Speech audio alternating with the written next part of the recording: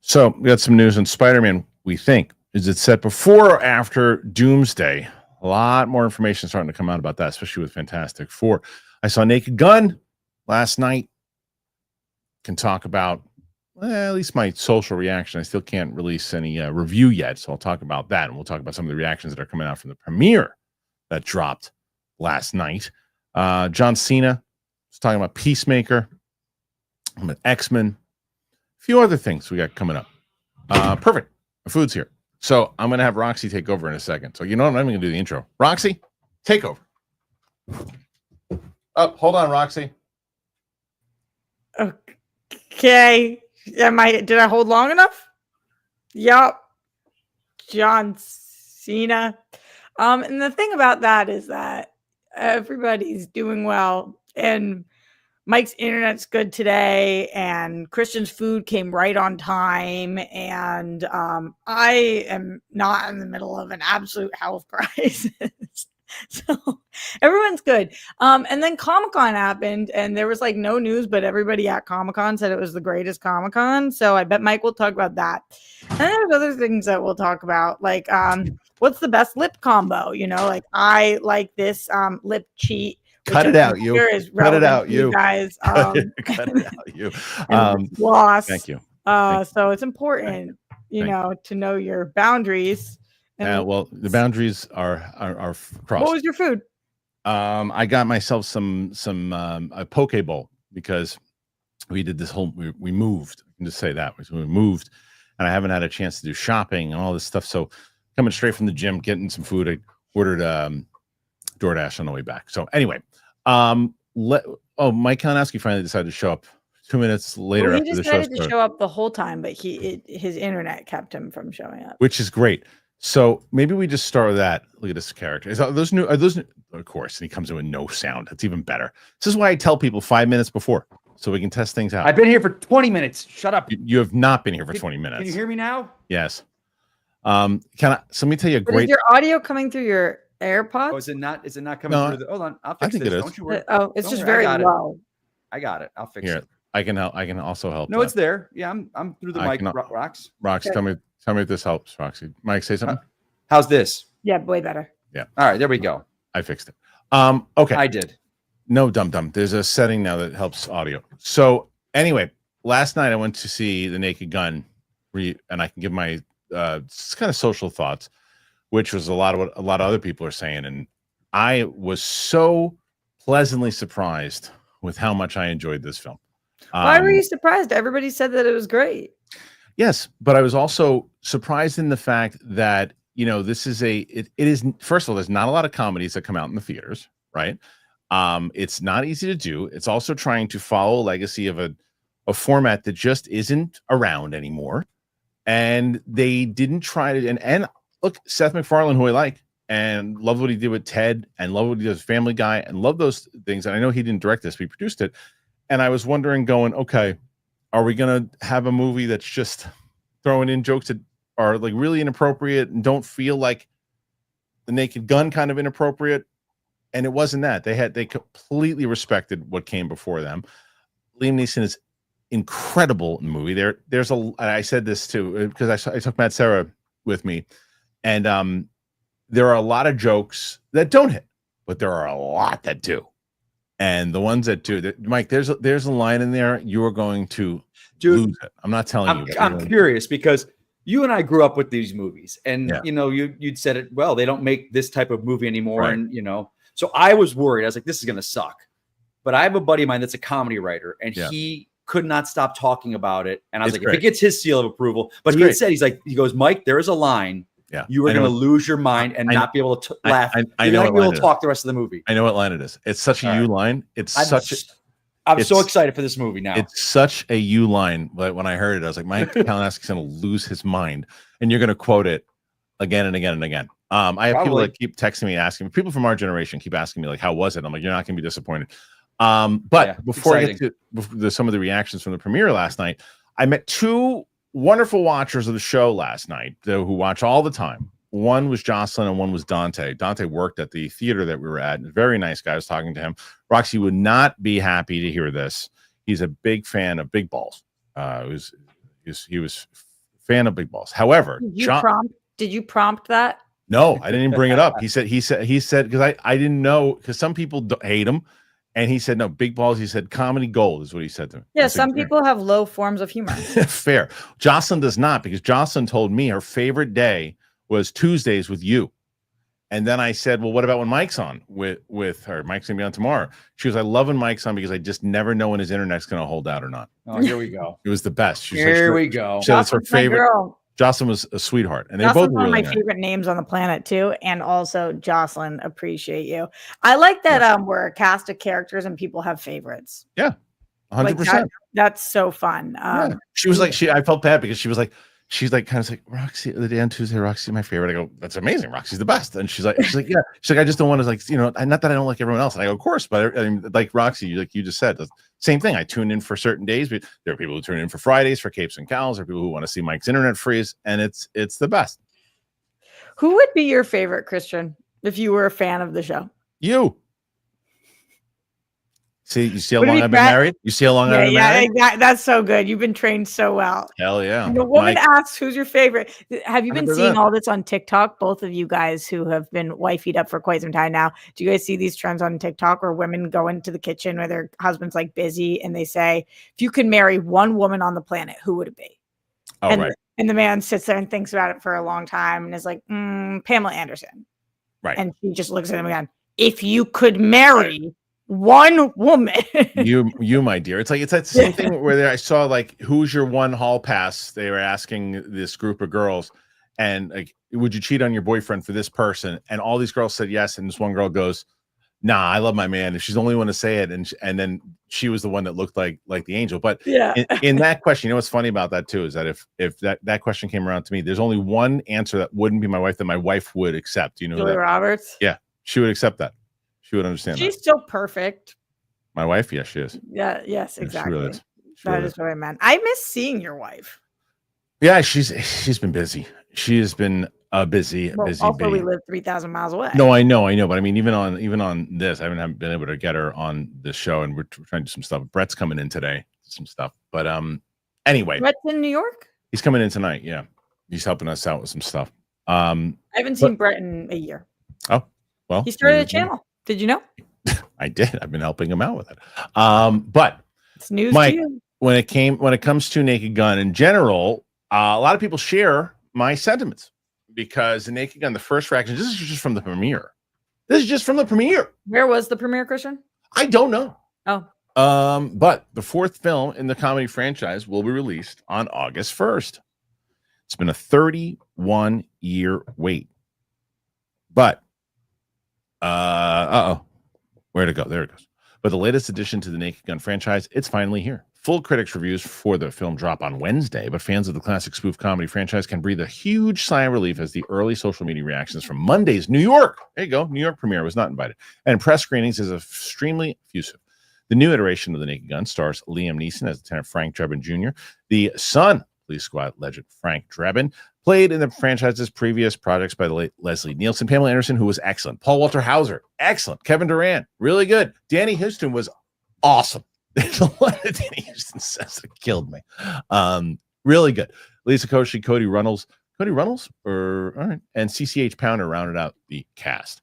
The Lonely Island's Akiva Shaver directs the reboot, and Seth MacFarlane produces a project that Paramount has had in the work for decades. Film franchise based on the 1982 ABC television series Police Squad, spoof on police procedural dramas that included Nielsen as Drebin and was co-created and written by David Zucker, Jim Abrams, and Jerry Zucker.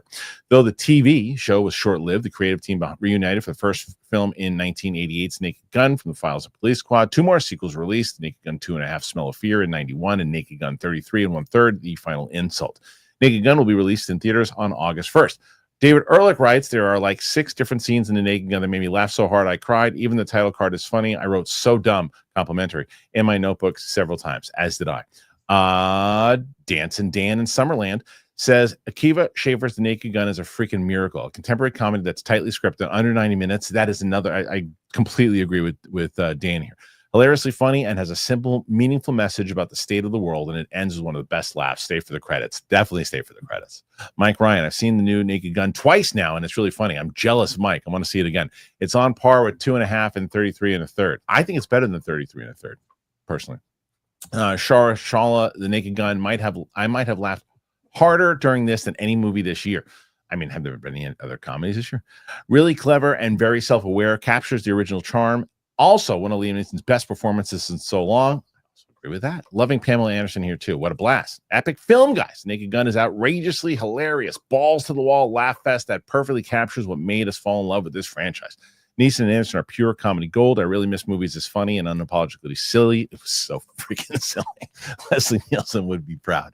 Randy Jones, big. They don't just make these anymore. Vibes from the Naked Gun, funny as hell. I think I ruptured a spine or rib cage or cheekbone. Yada yada yada. See anybody else that I know here? But everyone else thinks hilarious. It's going again and again and again. So, Mike, you see all these. Are you even more encouraged now? I mean, granted, some of them might just be influencers. I mean, they might not be, but I'm just saying, everybody seems to be on the same page there. Yeah, and like I said, there's a guy that's a comedy writer of mine, and he's real critical about writing in general and comedy. I thought he was going to hate this movie, and he cannot stop talking about it. Like all weekend, there were two of my buddies that I was with when we were at Comic-Con, and they were just like, they wanted to talk about it so bad, but they're like, no, we can't spoil. We can't let anything out with jokes. So yeah. This went from like one of my, like, I could care. I might not even have seen it. Because I just was like, it's not going to top the originals. It's not going to be magic. Watered down. It's going to be right. I don't want to say PC, but like no, it feels it feels like it fits into the franchise. Are you guys Akiva Schaffer fans? You know what? Let me look at Never Stop, Never Stopping is like his big Pop Star. Yeah, I think Pop Star is extremely underrated. Yeah, me too. I do like him. Yeah, I do like him. And he did a ton for SNL forever. I mean, wrote like Earthing, Hot Rod. Yeah, I do like him. I think that he gets it. He clearly gets it. I mean, this is what I also say when it comes to things, whether it's Marvel, what do you have, Mike? You fall asleep. There's also, whether it's Marvel, Star Wars, any of these things. This is what I always talk about. It's good to have somebody who really gets what came before them to make it feel like, yes, it's new. And they even say this. It's like it's new, but it's still paying respect to what came before. It still feels like it's part of the family. Yeah, I like the fact that like that first trailer not gave it away, but showed that he's his son. Like I thought he was going to be Frank Drebin, but that's kind of cool. I love that. And that OJ bit, every trailer it played, no matter how long that trailer been out, killed every audience. It killed. So I saw another critic who I like. I'm such a douche. I remember her last name, Nadia. And I run into her every screening, and she's a really sweet girl. And so we always talk about the movies afterwards. And but you have New York friends. Her and Jennifer, she's very nice. She introduced herself not too long ago. I always talked about the movies afterwards, and whatever group she hangs out with, nice bunch of people too. Anyway, we were talking last night with them, and she had told me that when they went to CinemaCon, they show a particular bit that is in the movie. She said it still played, even though she knew it was coming. It still played really well. I am so glad that I did not go to CinemaCon, because this thing had me losing my mind. It was so fun. Sarah and I couldn't believe that they were doing it. It was such a great Naked Gun bit. Not like outrageous, like that doesn't belong in here. It was like, okay, that's something that you could absolutely see Leslie Nielsen doing, and it was great. So, well, I like this franchise. Yes. Yeah, you when things get silly, you like silly. I do. You like silly. The movie, as they said in that one thing, the franchise in general is, as they say, unapologetically silly. It's so silly, and this is silly. And Liam Neeson, absolutely, and we knew this. He could hit comedy, whether he was in that Once Upon a Time, and what was it called? The one Once Upon a Time. Time in the West. But did you ever see the Ricky Gervais show? Wait, let him finish his point, though. Oh, sorry. Thank you, Roxy. It was. And I want to hear from you, Mikey. Wild West thing, whatever he was, whatever that movie was called, and then he also did the Lego movie, which he was the voice, but nonetheless, still had to have comedic timing, and you could tell a million ways to die in the West. Thank you, Jerry. So there was that movie was horrible. But his comedic timing was there, and you can see it there, and you're like, oh, and he plays off the stuff that he's very well known for, and he uses it, and he gets it. He really and Pamela Anderson was fantastic, by the way, fantastic. Like really, everybody knew the assignment. So there you go, Mike. Your turn now. Go ahead and interrupt. Did you guys ever see Extras with Ricky Gervais? Yeah.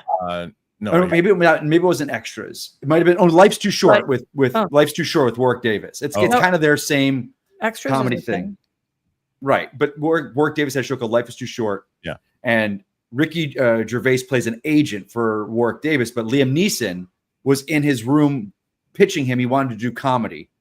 And it is the funniest thing. If anyone doubts Liam Neeson's comedy, should see this like 5-minute sketch. No one will doubt it. If anybody's brilliant. What was the thing I saw him in recently where he showed up for one episode and it was shocking? Does anybody know what I'm talking about? It's episode television. All of a sudden, Liam Neeson's there for the funniest couple scenes. They do. I will say this: they do pay reference to his notorious elephant penis that he's got. They do talk about that. So if anybody cares, Atlanta.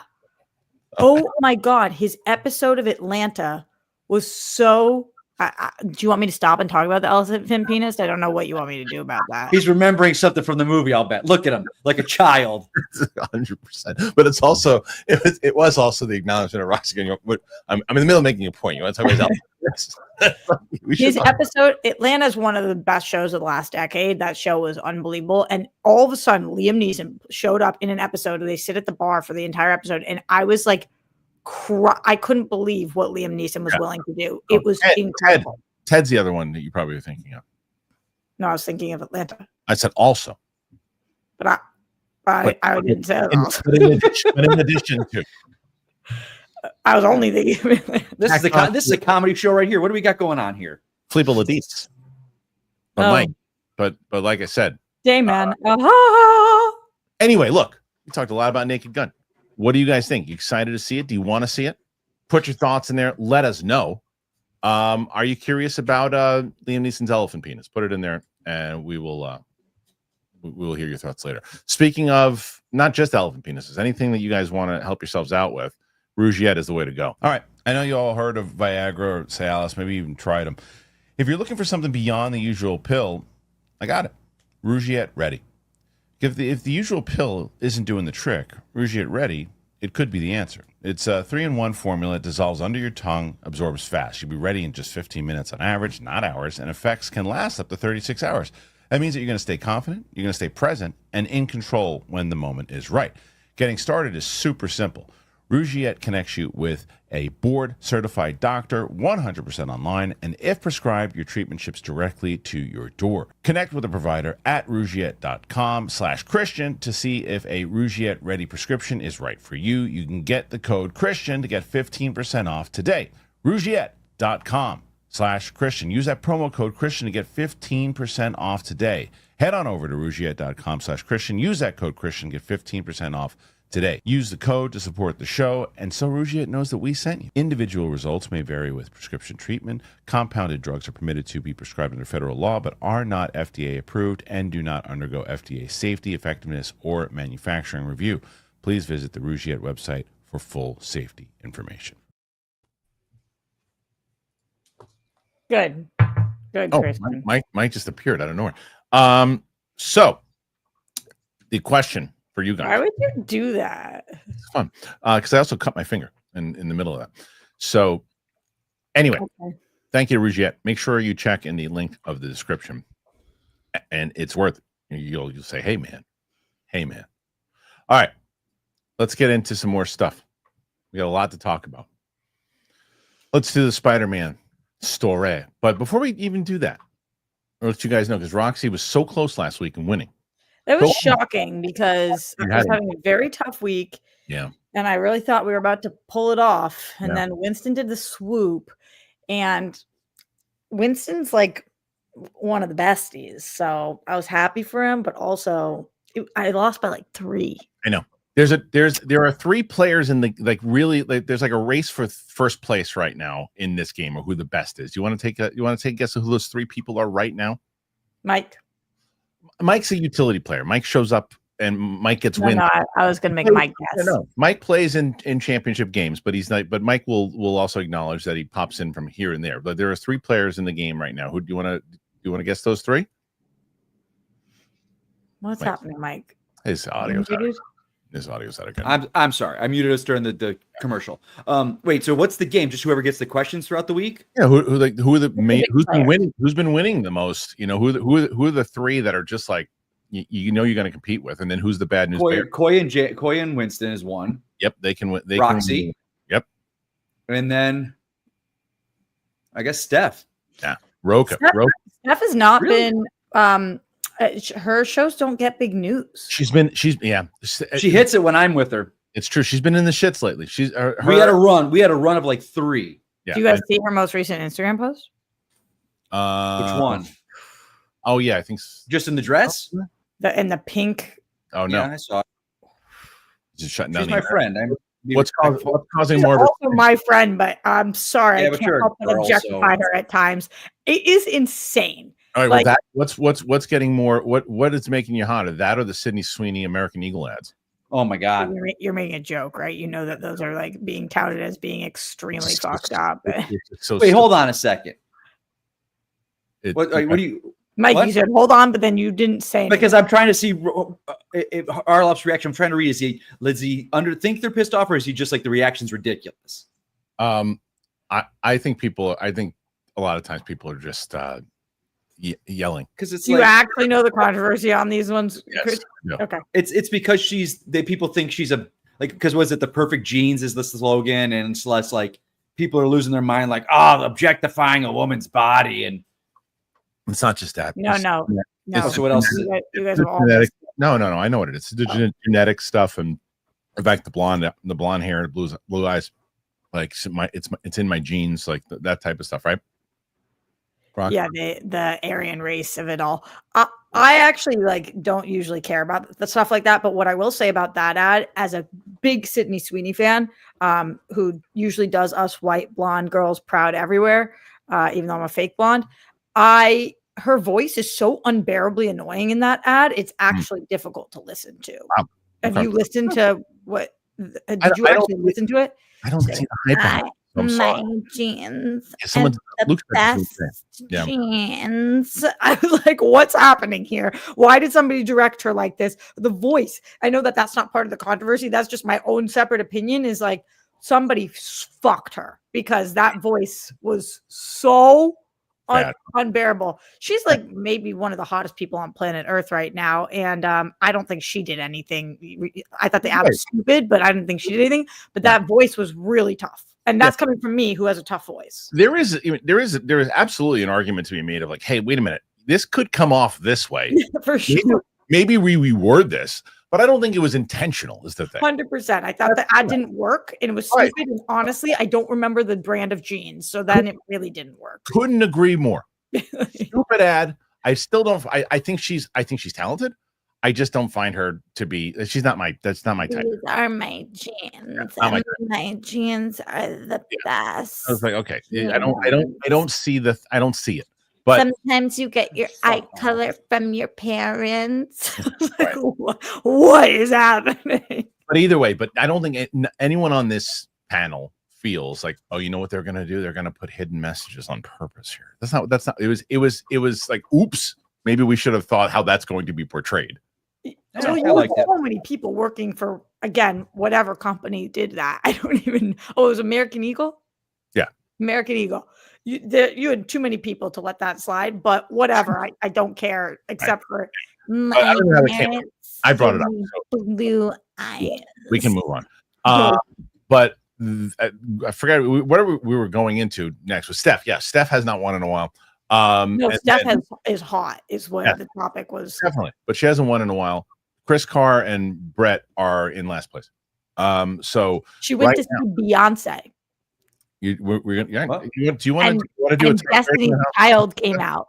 Do you want to do a tight 30 on how hot Steph is? Go ahead. Yeah, she went to see Beyonce, and she was still the hottest person in the room. Steph Sabra was. Yeah. She wore a and she didn't wear this to see Beyonce. This was just the beach the next day or the pool, I'm assuming. She wore a pink crop top that was mesh with a bathing suit underneath. Then she's still got her sick ass belly piercing with her abs. She has a complete hourglass. And then she had a pink crochet skirt on. And then she did one picture from the front and one from the back. And obviously you can see the booty. No person has a better booty on the planet than she does. It was like the most fire post you've ever seen. And pink is the best color. So like for all the reasons, I was like, holy shit, Vegas, lucky to have her. You know what else is hot? These jalapenos. Oh, they're really hot. They're spicy. Saying, check out her post. Listen to me. We're gonna try to get. You need to get to 85 today. That's your goal. That's it. That's it. Oh, we got this, Rox. You got 11. You think so, Mikey? What are we gonna do if we get there? We got to hit 100. You can't win without hitting 100 anymore. That's a given. That's probably true. Especially the fact that Koi's coming back this week. He wasn't even on. He was at Comic-Con. Mike, how was Comic-Con? Relaxing. It was real slow. Like it was chill. It was chill. You could actually walk on the floor. Yeah, and it was chill. Like there was no big panels that you knew you had to get to. It wasn't like Hall H. We've got to get in there because this is going to drop. It was just a relaxing, damn good time. Yeah, man. How was the party? How was the party? Oh, EW was awesome. Yeah, EW. The EW party is always great. Wait, but that was the best one. I feel like the fandom All-American Rejects thing seems sick. Like, in what sense? What a fun band. Who came out? Was it Andrew? Yeah, Carter? like I don't. If I'm going to go to a party, though, I want to be able to talk to my friends. I don't want to listen to a band. If I want to do a band, I'll go to a bar. Like I want to chill with people and just, meet. The people that I go with that like they're kind of a little bit more higher up, I would say, a little highfalutin. So I kind of percolate with those people, and it's kind of nice to meet people and just yeah. Okay, well, good. Mike had a good time. So, how you and all your friends went to EW? The group of us get in, yeah. Nice. That's so nice. Yeah, I for some reason, my buddy, one of our friends is the editor-in-chief of Entertainment Weekly. And he's always surprised. Like every year, he's like, Mike, we get you in, and you always end up on the VIP list. And like your picture, your headshot is with the other actors. He's like, I don't put it there. I don't know how it gets there, but the marketing for EW sees you and puts you on that thing. So I'm like, awesome. That's the one party I've never. So I have fun with it. I've never been. No, I've been to every other party. Literally every other party at Comic-Con. I've never been to that one. I hear it's so great. Yeah, it's chill too. It's real chill. It's really nice. Chillin'. All right. So we're chilling. You don't like that? You saying chilling? Yeah. I told you got my text, right, Harloff? 2 people. I'm walking on the floor. The Top Gun guy. Oh yeah. You told me that. Yelled at me. I was like, That's I love amazing. it. Did you feel like you guys? I'm sure you talked about this on the show yesterday, Kristian, but I am so sorry I didn't watch. And Mike, I don't know your opinion on this. Did you guys feel like there was no news out of Comic-Con this year? Yes, we talked about that for sure. It's funny you say that, Rox. Harloff, go ahead. I was talking to my buddies, and it seems like in the past years, you would always be like either walking somewhere at lunch and like, oh shit, this just dropped. Right. And you see a story, or you run back to your hotel to like look at the latest trailer that just dropped. None of that. And it was really, I think ever since the pandemic and then with the strike, I think studios are realizing that the money they spend, it doesn't really get the return that's worth it. Mike, been on the show for a long time. That is the smartest thing you've ever said. Well, thank you. It is true. It's exactly what it was. Is that you can put the amount of the new norm, Kristian? I think so, and I think it should be because if you're gonna think about it, Roxy, if you're gonna debut what used to happen was this in 2004 or 2005 when the internet really wasn't picking up and the stuff that they were showing to Hall H was exclusive. Even in like 2010, the stuff was exclusive. And there was no leaked footage and all that kind of stuff.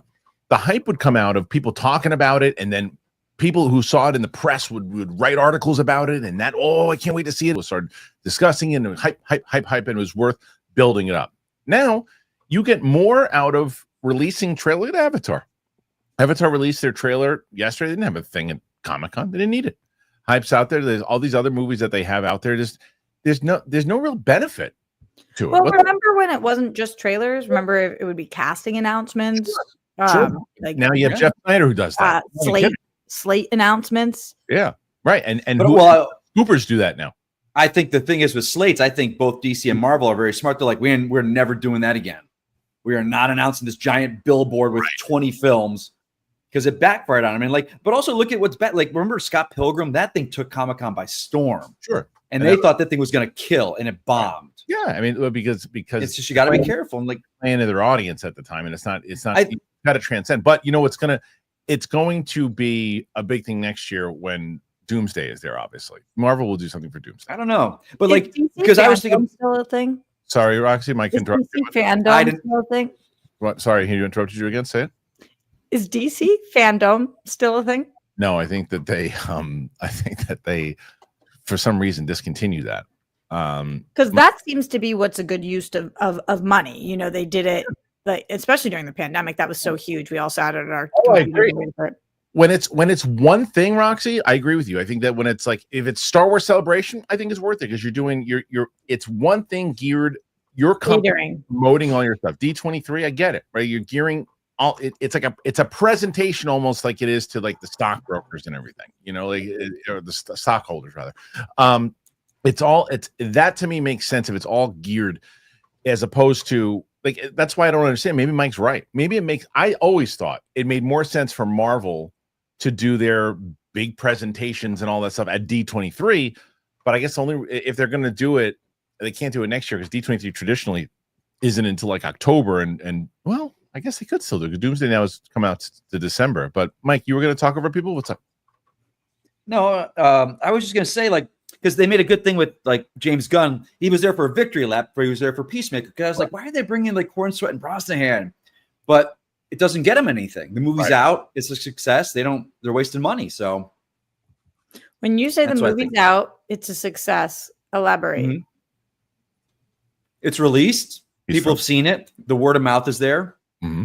It's hitting the numbers that they want to. There's nothing. If the cast shows up at Comic-Con, it doesn't get anything for what they're spending. Right. It doesn't get anything. No, 100%. When you say for what they're spending, you mean literally just to get two people there? Yeah. Studios putting money in to fly them in. How much, Roxy? I guarantee it's probably $500 to fly them there. At least $500. Their first class. That's $5K to fly them there. Yeah. Okay. I was being cheap, and then at least $1,500 for a room. At least $1,500, probably $2,500. Plus everything else is paid for whatever they're eating and all that. Plus the drivers for them, security for them. Yeah. I'm guessing $15,000. Air, makeup, all that stuff. Yeah. If you take them $15,000 to $20,000 just for that, for one day, for one person. Yeah, that's not even sense. Yeah, no. 5-6 years ago, before the pandemic and the strike, sure. When the internet made it a lot harder for studios to make any benefit from it, and the internet has also made it a lot cheaper for the studios to benefit, because you can put certain things out. The studio got more out of the internet with the Doctor Doom thing than they did at Comic-Con. If that Doctor Doom thing would have only happened at Comic-Con, doesn't have the same effect that it does when you take that footage, it's out there, you see Downey being revealed as Doom, and that gets out there and that's pushed out there. That's what got the hype on it. That's where they benefited. They didn't benefit from actually having it there with just the audience that was there. If it was just people there and you couldn't promote that stuff at all, people would have been like, oh, okay, that's interesting. Downey was revealed. Cool.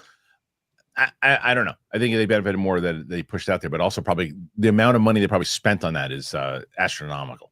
Anyway, what do you guys make of Comic-Con in general? Do you think that I don't think that it should stop. I just think that this should be the norm, the way that they did it this year, except Doomsday. Put your thoughts in there. Let us know. One of the things that might be at Comic-Con next year is Spider-Man, depending on when Spider-Man's coming out. There's more news with Spider-Man. And this time it's Spider-Man Brand New Day. Is it set before Avengers Doomsday? We're going to see. That's the rumor, is that it's set before, because now it was moved. It was supposed to come out after Doomsday.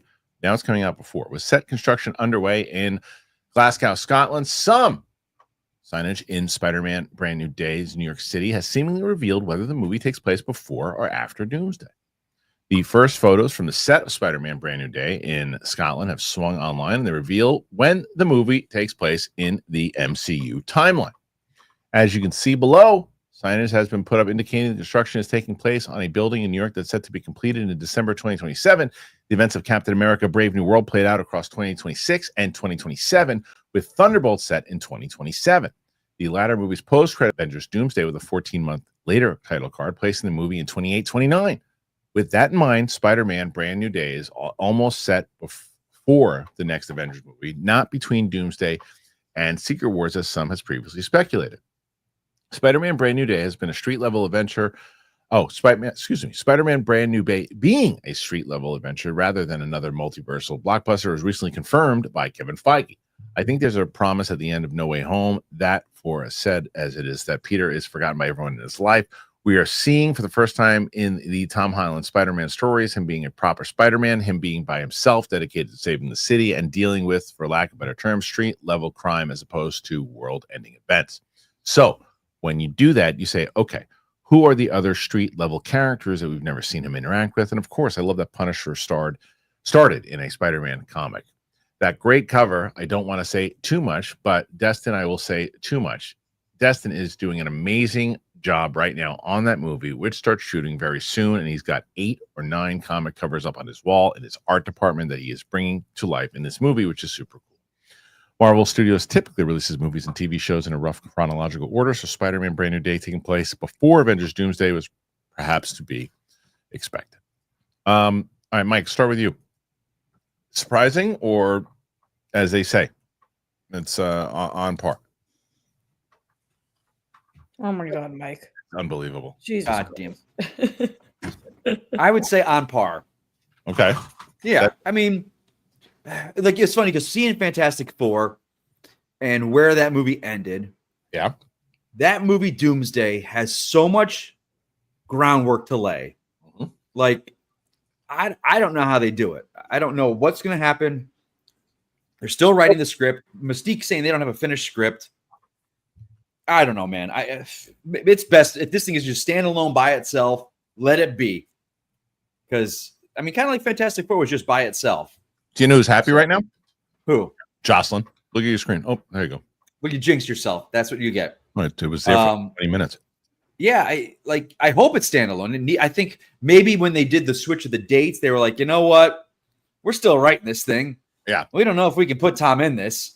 Said it before. Maybe. Yeah. Well, Roxy, you know what I like about this, though? And I don't think that I saw the Kevin Feige comment, and I'm glad that we finally got that confirmation. This Spider-Man needed to be street level. It had to be, because we've seen Tom Holland go to, as Nick Fury said, bitch, you've been to space. And it's like, I want to see him as street level Spider-Man. I want to see those adventures that Andrew Garfield got to do and Tobey Maguire got to do, and him swinging around in New York City and people not knowing who he is. So I like that we're going on this street level thing, and the fact that it's leading into the Doomsday where he can get involved in the big stuff later on. But I don't know, this whole article, this whole thing, what are your thoughts on it? I'm kind of glad that it's not my job to do timeline stuff. If you had asked, this stuff, and haha jokes coming in from the chat, I'm sure, but this stuff goes over my head in terms of I never would have picked up on the fact that this is 2027 to 2028 to when that makes it. Like, that's just not how I watch movies or what I'm thinking about. The order of events, the chronological order, that's interesting to me. But if you had said, what's the timeline of the MCU? What year are they in? I would have said our year. I didn't even realize this. So I'm glad that's not my job. But I think we all predicted this when they moved the dates of the movies. Mm-hmm. That was the order of events, and that makes more sense. I think it'd be really, really strange for them to have not moved the order of the movies and then just have us gone back. That wouldn't have made sense. So cool. Yeah. I mean, I like the fact where it is timeline wise. And what about as far as where they're going on a more street level Spider-Man with, right? Yeah. I'm excited enough for this for sure. Yeah. All right. So I'm also curious what you guys think about it out there. Do you think that Spidey being in the Doomsday movie after his next movie is the right move? Street level, does it make sense? Him teaming with the Punisher? And I guess we'll move on to that. Mike, what do you think about him teaming with the Punisher in this one? And do you think that are they going to be able to take that R-rated John Bernthal and make him PG-13? You know, I was thinking about this earlier today.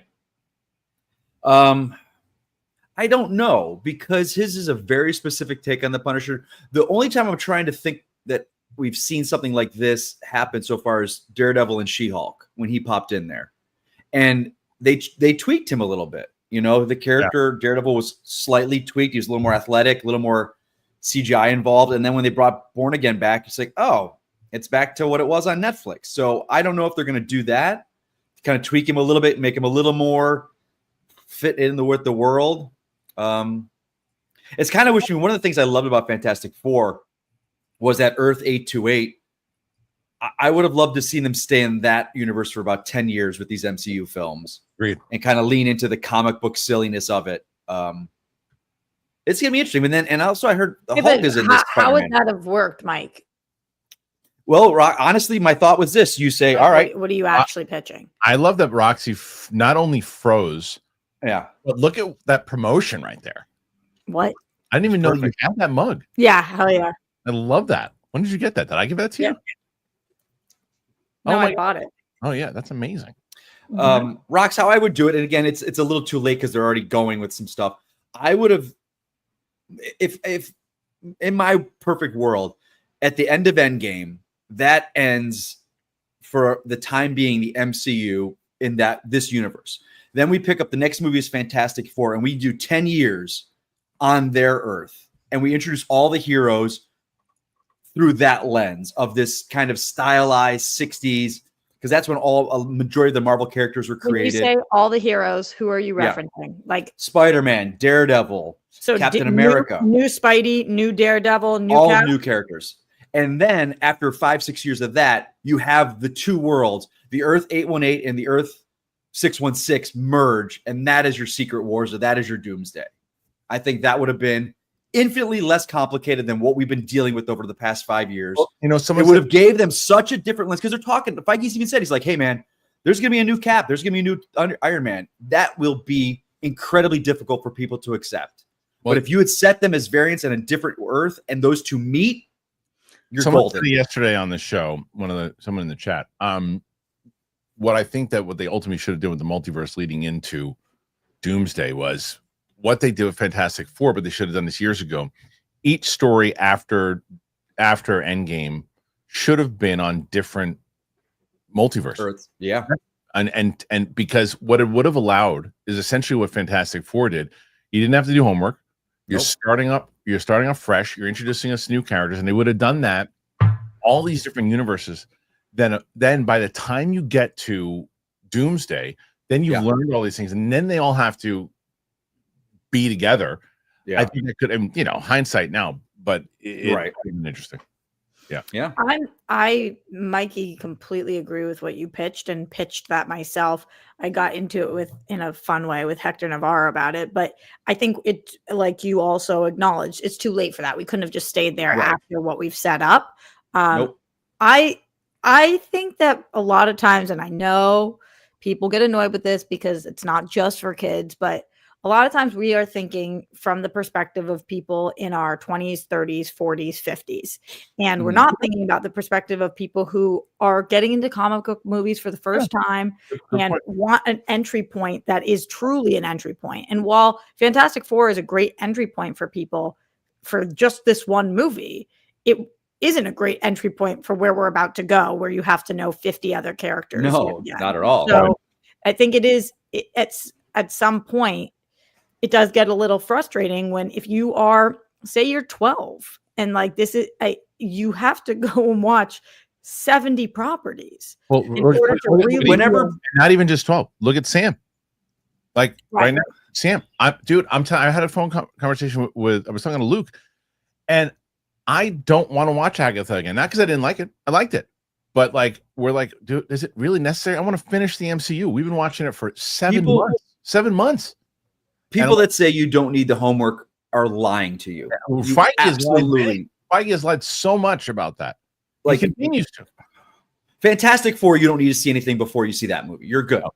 But everything else, Unless, you absolutely need to see it. Except for you do need to see it before you see Fantastic Four, not to understand Fantastic Four, but for where they're going. Otherwise, right? Sure.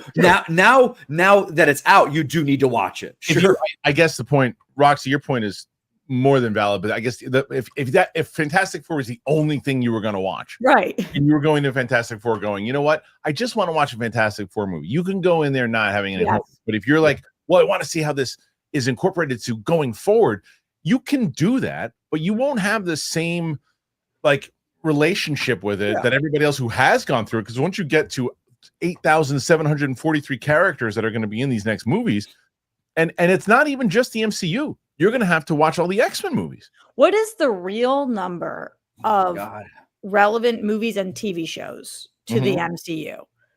Because just MCU movies alone, there's been 30. Yeah, I think it's 37. In the 40s. I think everything's in the 40s or the 50s. 40s and 40s. Oh my god! So, and then with the TV shows, we've got a dozen. Yeah, it just depends. The X-Men movies. I'm including the TV shows in that too. But I would say mid 40s. And somebody probably will put it in the thing pretty soon. But it also depends. Are we incorporating What If? Are we incorporating Daredevil, the Netflix stuff too? Because it essentially is. I don't know. I saw something today. They were talking about that new Wakanda animated show. But they're saying like, well, that's true canon. It's not canon like What If. I'm like, what the are we talking about? Right. Like, it's not even in the canon. You're like, what's going on here? Right. Are you guys planning on watching that? I have the links to it. I want to see it. I'm interested in it. I just think it's going to be one of those things the same way that someone talked to me about that Spider-Man animated show. And they're like, you got to watch it. And I know it's not the same kind of canon, but I'm like, What If turned me away from the animated stuff? Because not because I didn't love it. I loved it. But I was like, oh, they're going to incorporate that thing into this. And they don't. They just ignore it. And they said that they were. They said that what happens in What If is canon. It's going to be an effect. And it didn't. It's completely ignored. The Watch there. I was like, oh, what are they going to do with Ultron now? That is such an incredible storyline to have in Ultron. That season 1. Ignored. Never even bring it up once. Yeah. And it's like, so it's just it's similar to like the Star Wars stuff. I'm like, I'm not getting into that stuff. So I might, because I'm interested, but it's just not going to be part of that overall journey, I don't think. Yeah. Yeah. Like, Kristian, what are you doing with your kids when it comes to MCU? Well, my oldest doesn't give a crap about it anymore. She used to. She watched the whole.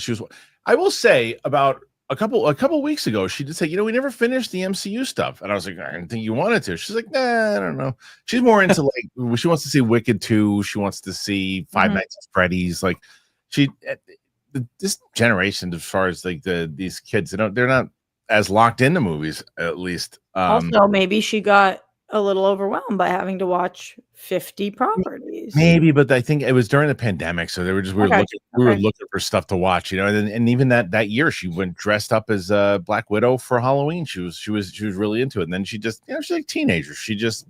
What about Maisie?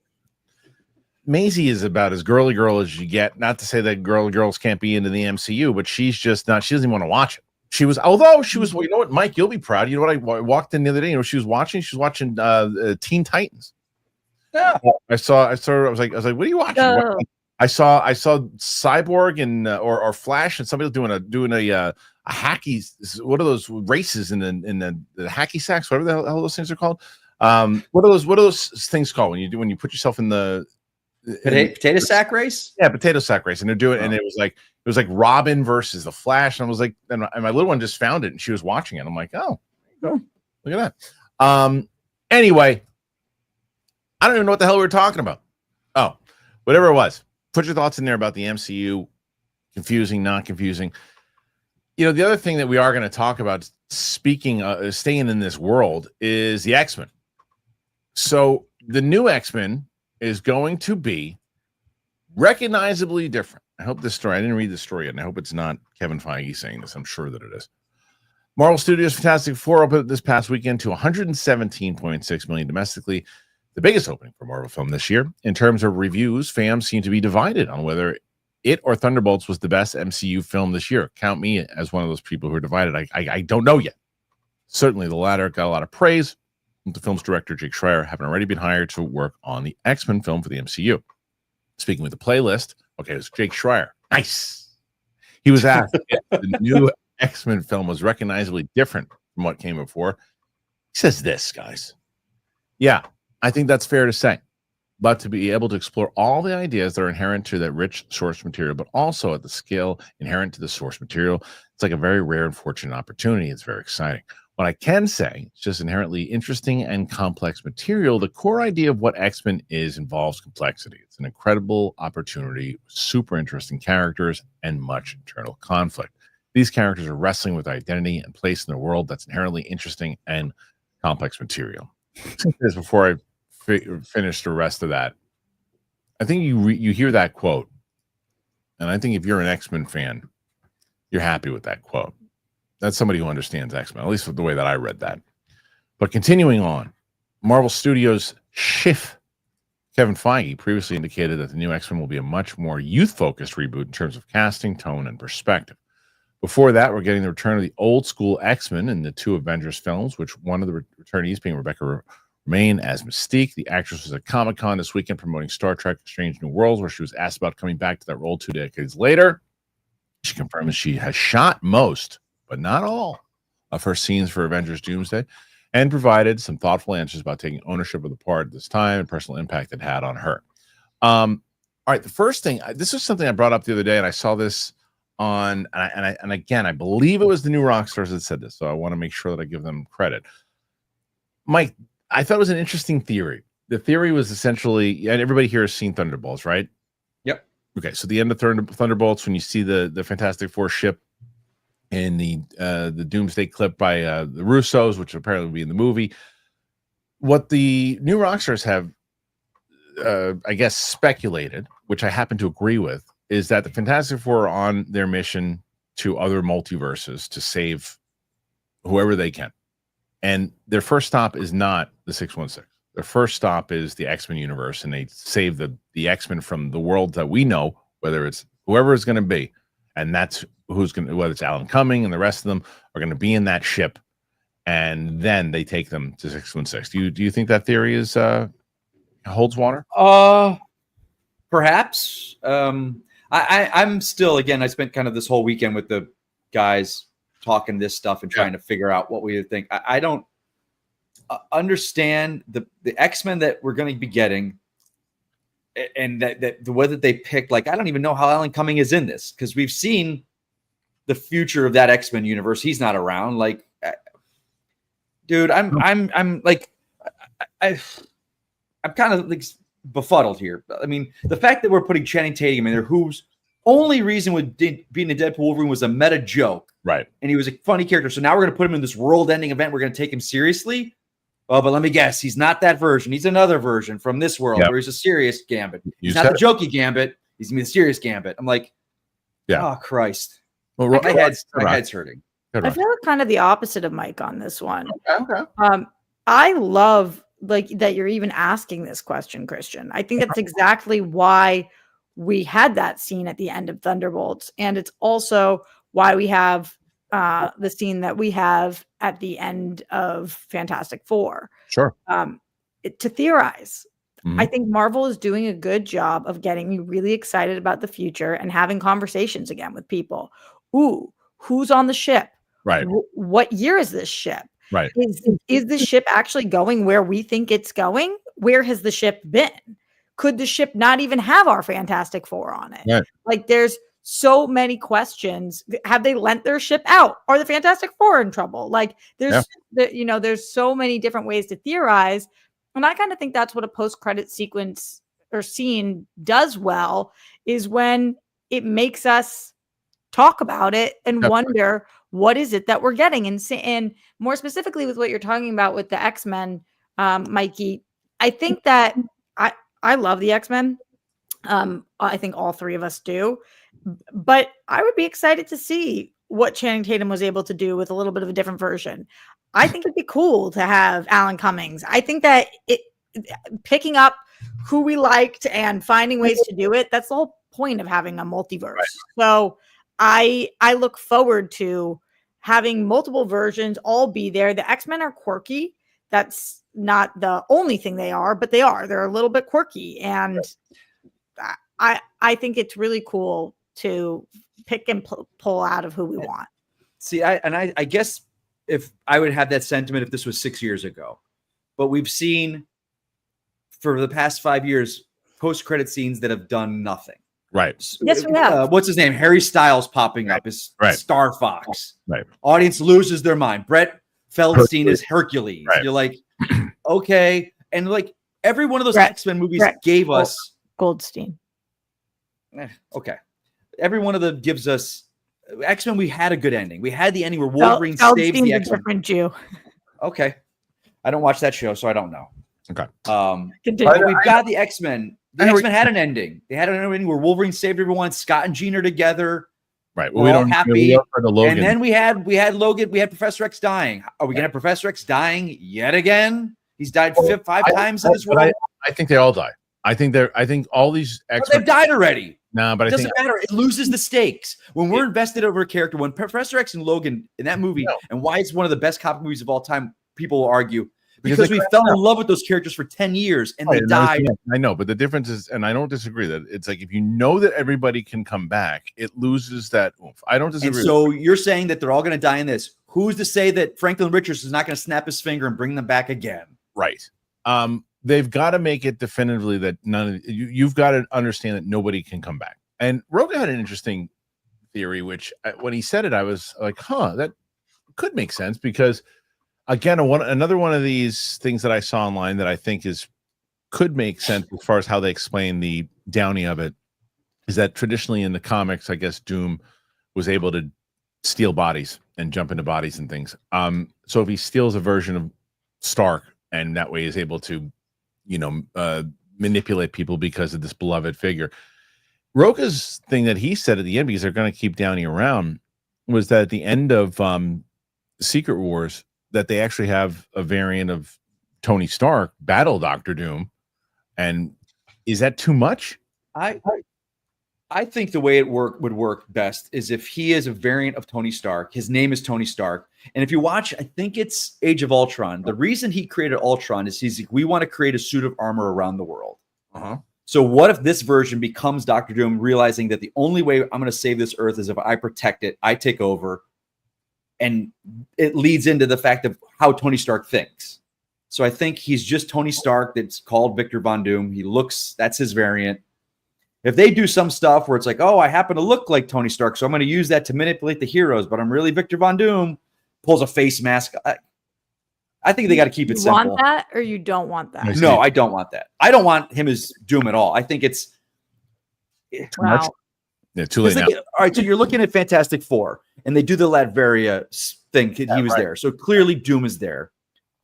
You can't have Victor Von Doom in that world that they were in, because if that was the case, he would have absolutely shown up to help them defeat Galactus, because he would have said, Reed, you're stupid. You're not smart enough to do this. I'm smart enough. Doom is not on that world. If there's any way if they're going to try and honor the comic of what Doctor Doom is, he is not on that Earth 828 at all. He can't be. So right. Like just from what they did. Like he already left. The post credits. I think that's a Doom from a different Earth that came there. Okay. I love because that. if Sue turns around and goes, Doom, what are you doing here? Then you have to go, why weren't you there that entire movie trying to defeat Galactus? Because you would have absolutely. Or for the 8 years that the Fantastic Four have been the Fantastic Four. I agree with you. Yeah. So he's from a different world. He's there. Yeah. I don't know, guys. I have no idea. You have any thoughts, Ron? No, that's it. I think that the point is it's cool that we're talking about it. For a long time, I didn't feel like there was much to talk about. I'm with you, Mike, going back a little bit. The Harry Styles stuff and whatever, it's not just with Marvel. Joe Manganiello, right? Like I'm annoyed as crap by all these post-credit scenes that never culminated in anything. I don't think that's what's happening here. It would be asinine to believe that what happened at the end of Thunderbolts and what happens at the end of Fantastic Four in the post-credits are things that we never see again. Oh, I agree with you. 100%, Rox. We know those are going somewhere. So I'm just excited to have post-credit scenes that we're going to see and are going to be relevant, as opposed to what we've gotten for so many years from both camps, which is like you're introducing new characters and we're never seeing them again. As far as X-Men go, though, because you're going to have, I think by the end of Secret War, by the end of Doomsday, these X-Men, I think they're going to be off the table. or they might just show up again in Secret Wars, but they have to introduce at least some of these new X-Men in Secret Wars, which will then lead us into it. And that's ultimately what this is about. What do we make of the comments of Jake Schreier? Are we all on board with him as director? Well, I'm kind of curious your thoughts on this, Kristian, because you were the one who stopped and said, if you're an X-Men fan, then you like these comments, which I want to know why you thought that. I thought he just got it. I think from that explanation, I think, oh, this is a guy who understands the core definition of what the X-Men are all about. And, and clearly from Thunderbolts, the guy's good at team building. He's also good at team building with people who have dark issues. He's people who are misfits. He gets it. I think he understands, and it wasn't just a generic answer. It was no. He's thought about this. This is layered. We're going to get a layered X-Men. You have to have the X-Men be layered because these are going to be the future of the MCU moving forward. I disagree. I think that he is a great person for this property. I thought this answer was not well crafted. It reminded me of this scene in Friends where Joey's trying to write like a wedding speech, and he's like, and having and holding and loving and to love and to have, because he was like, these characters are complex, and with such complexity there is complexness, and the thing about it is they're not easy because they are in fact complex. Now say it in Sydney Sweeney's voice. I know. He was talking but not saying anything. Yeah, it did feel like that to me, Mike. Like, I don't think that this has any merit to how he's going to do with this property, but no crap, dog. The X-Men are complex. I think that you could throw a rock and anybody in the room would say that. It didn't give me, and I'm not trying to shred him. I just think he was kind of vamping like, these characters are complex. It's like, I think to his point, like, he did Thunderbolts, and those were some incredibly well characterized people. They weren't caricatures. They were people with problems and trauma. That should be enough to go, yeah, this guy, of everyone we've seen in the X-Men universe or in the MCU as far as directors, this guy, his resume speaks for itself. They're in good hands. 100%, Mike. And I really feel like they are in good hands. Just nothing about this comment made me feel like, you got it, dude. I think I think he's also feeling like, I can't say anything. Right. Because I got Feige over my shoulder and I don't want to give it away. So I'm just going to talk with the thoughts and holding the characters that they are characteristic of. As much as I can say. Characters. Right. Yeah. All right. Well, what do you guys think about it? Put your thoughts in there. Let us know about the X-Men approach and everything regarding the MCU, Doom, all that. Put your thoughts in there. It's TV time, Rocks. We have some picks, and then we're going to get to the questions. Let's start. What do we got with this one? It was the finale of Stick. I'm so sad about that. God, the finale was so good. Apple knocked it out of the park on this one. I know that some people felt like it kind of trickled off in the middle. I really enjoyed the character development, but everybody felt like this stuck the landing. It's a little sappy, and it's a little campy at times, or just over the top. But to me, the story was so beautiful.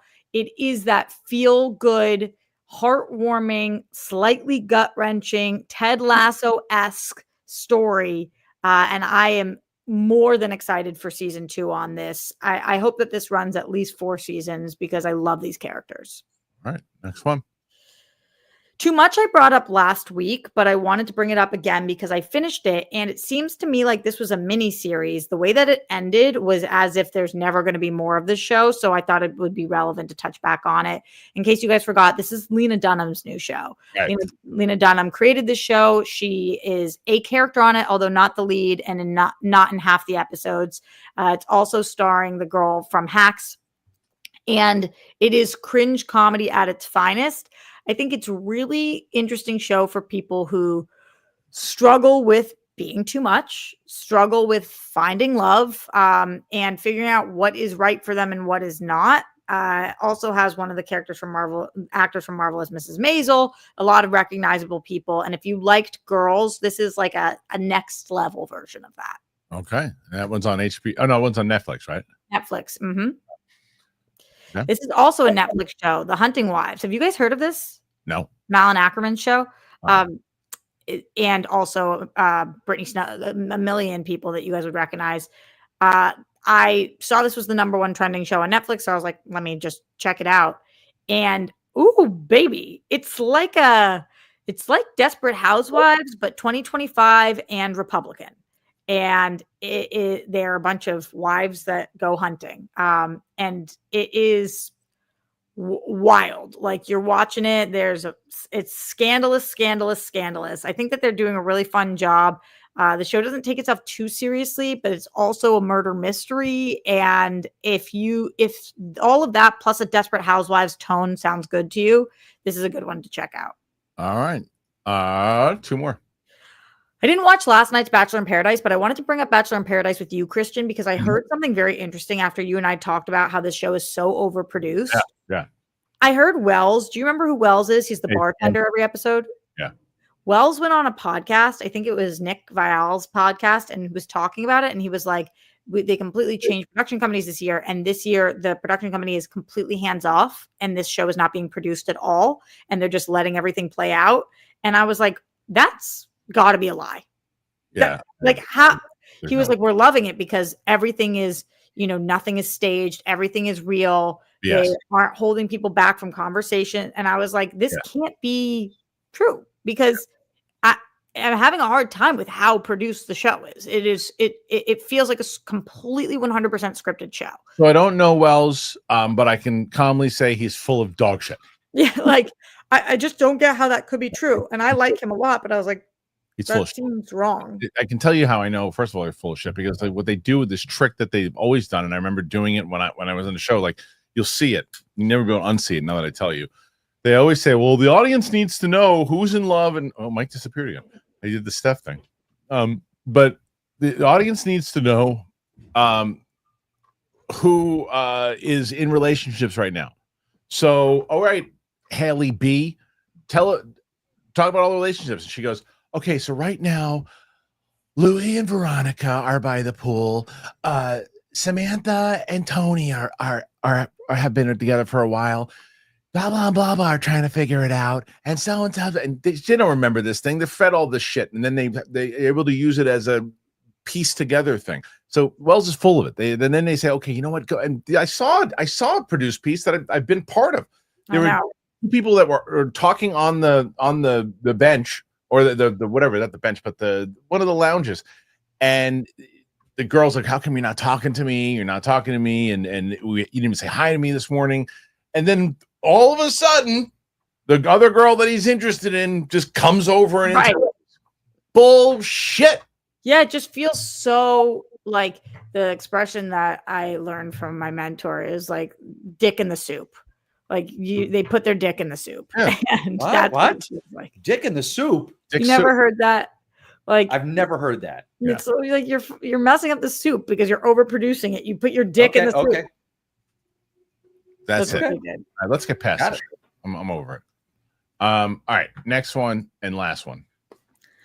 I brought this up last year because I'm so impressed with Elizabeth Banks hosting Press Your Luck, and it came back 2 weeks ago. And if you are looking for something that is just so fun to watch, I love watching people win.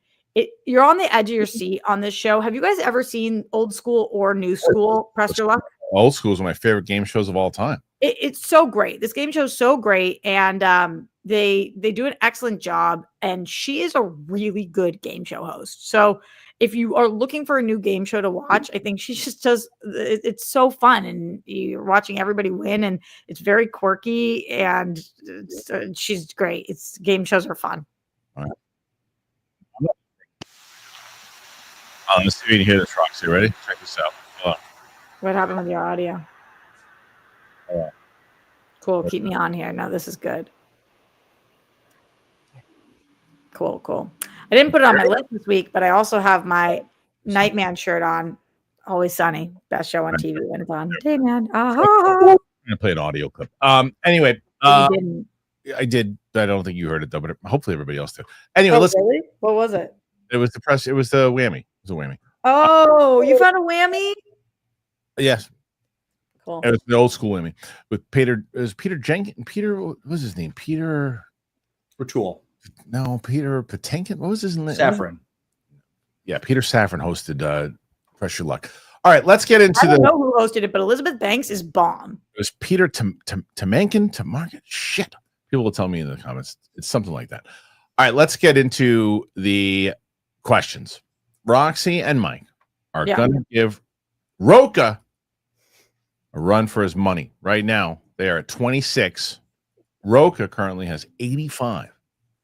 Can Roxy beat Roca again, or is Roca going to get the victory? These two, they've been going back and forth all the last couple of months. So all the live long day. Long day.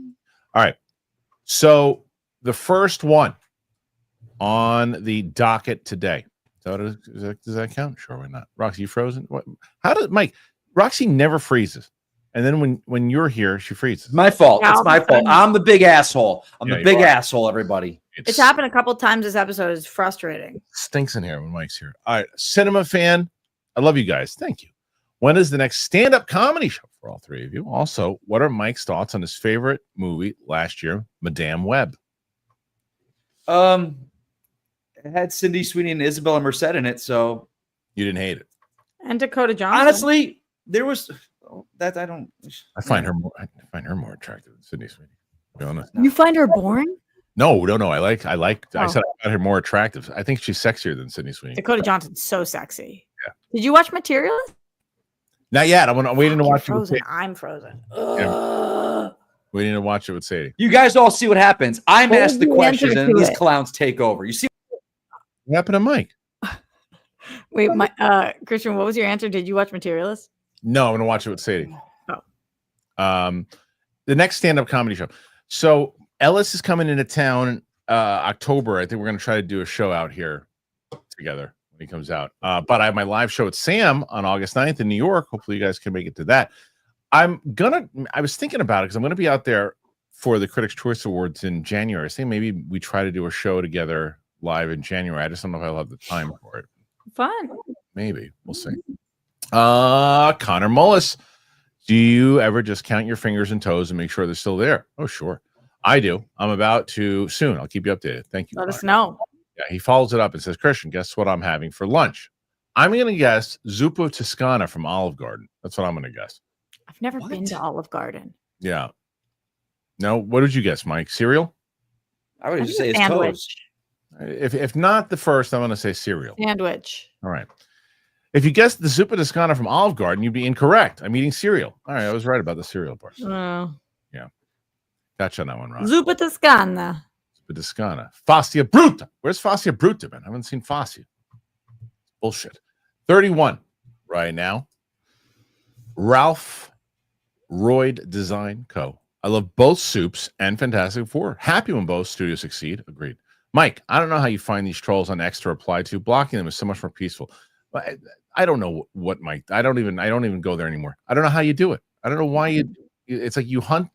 You like. I don't hunt shit down. It comes on my timeline. Have you always been someone who enjoys confrontation? Yeah. Okay, that makes sense. At least you're honest. I like conflict. It creates drama, and drama is the essence of acting. So, hey, look, as much as I'd like to argue with you, that's about as honest of an answer as I can get. So, but yeah, I don't know if I've ever, when the last time I even posted on X was. Mike's Movie Madness. Kristian, I like to think of us as an official gym bros because we started the fitness journey at the same time. I'm down. Albeit mine was for a girl who ended up dumping me a month later. She ain't getting these gains. That's the point. That's the point. You stay there. Right? There you go. Got in there for her. You stay in for you. Yeah, buddy. That's the whole point. No, I was there too. Today was rough. Went in today. I had to miss yesterday because the move was so tough. So I missed yesterday. Went in today. Both me and my buddy we're hurting, but we finished the workout. We just got the hell out of there. Rox. Yeah. This is from Geek Lodestar. He loves the shirt. Now that everyone has seen Superman Fantastic Four, you had to get rid of one and can't watch the other one. Which are you picking? Fair question. For me, I can't believe I'm saying this. I would, in no world a year ago I would have thought I would have said this, but I would get rid of Superman. Is this you can't watch the other one again, or you can't have seen the other one? You have to get rid of one, can't watch the other one. I don't know if it's the first time. Let's say, for sake of argument, you can't watch it again. If you can't watch it again, I'm going to get rid of Superman because I think Fantastic Four is more rewatchable, but I liked Superman better. Huh. Okay. Mike, your DC. Fantastic Four is gone. Yeah, that makes sense. It's predictable.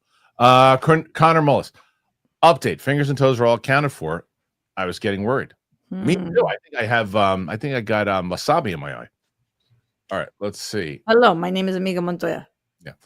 Geek Lodestar should have clarified if someone makes you choose between the two.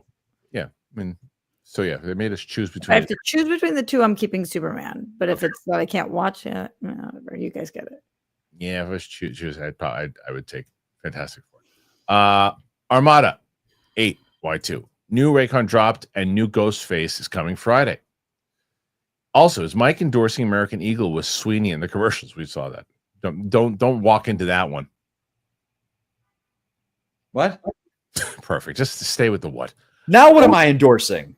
Nothing. Just don't endorse anything. Her sweet ass? Because I will.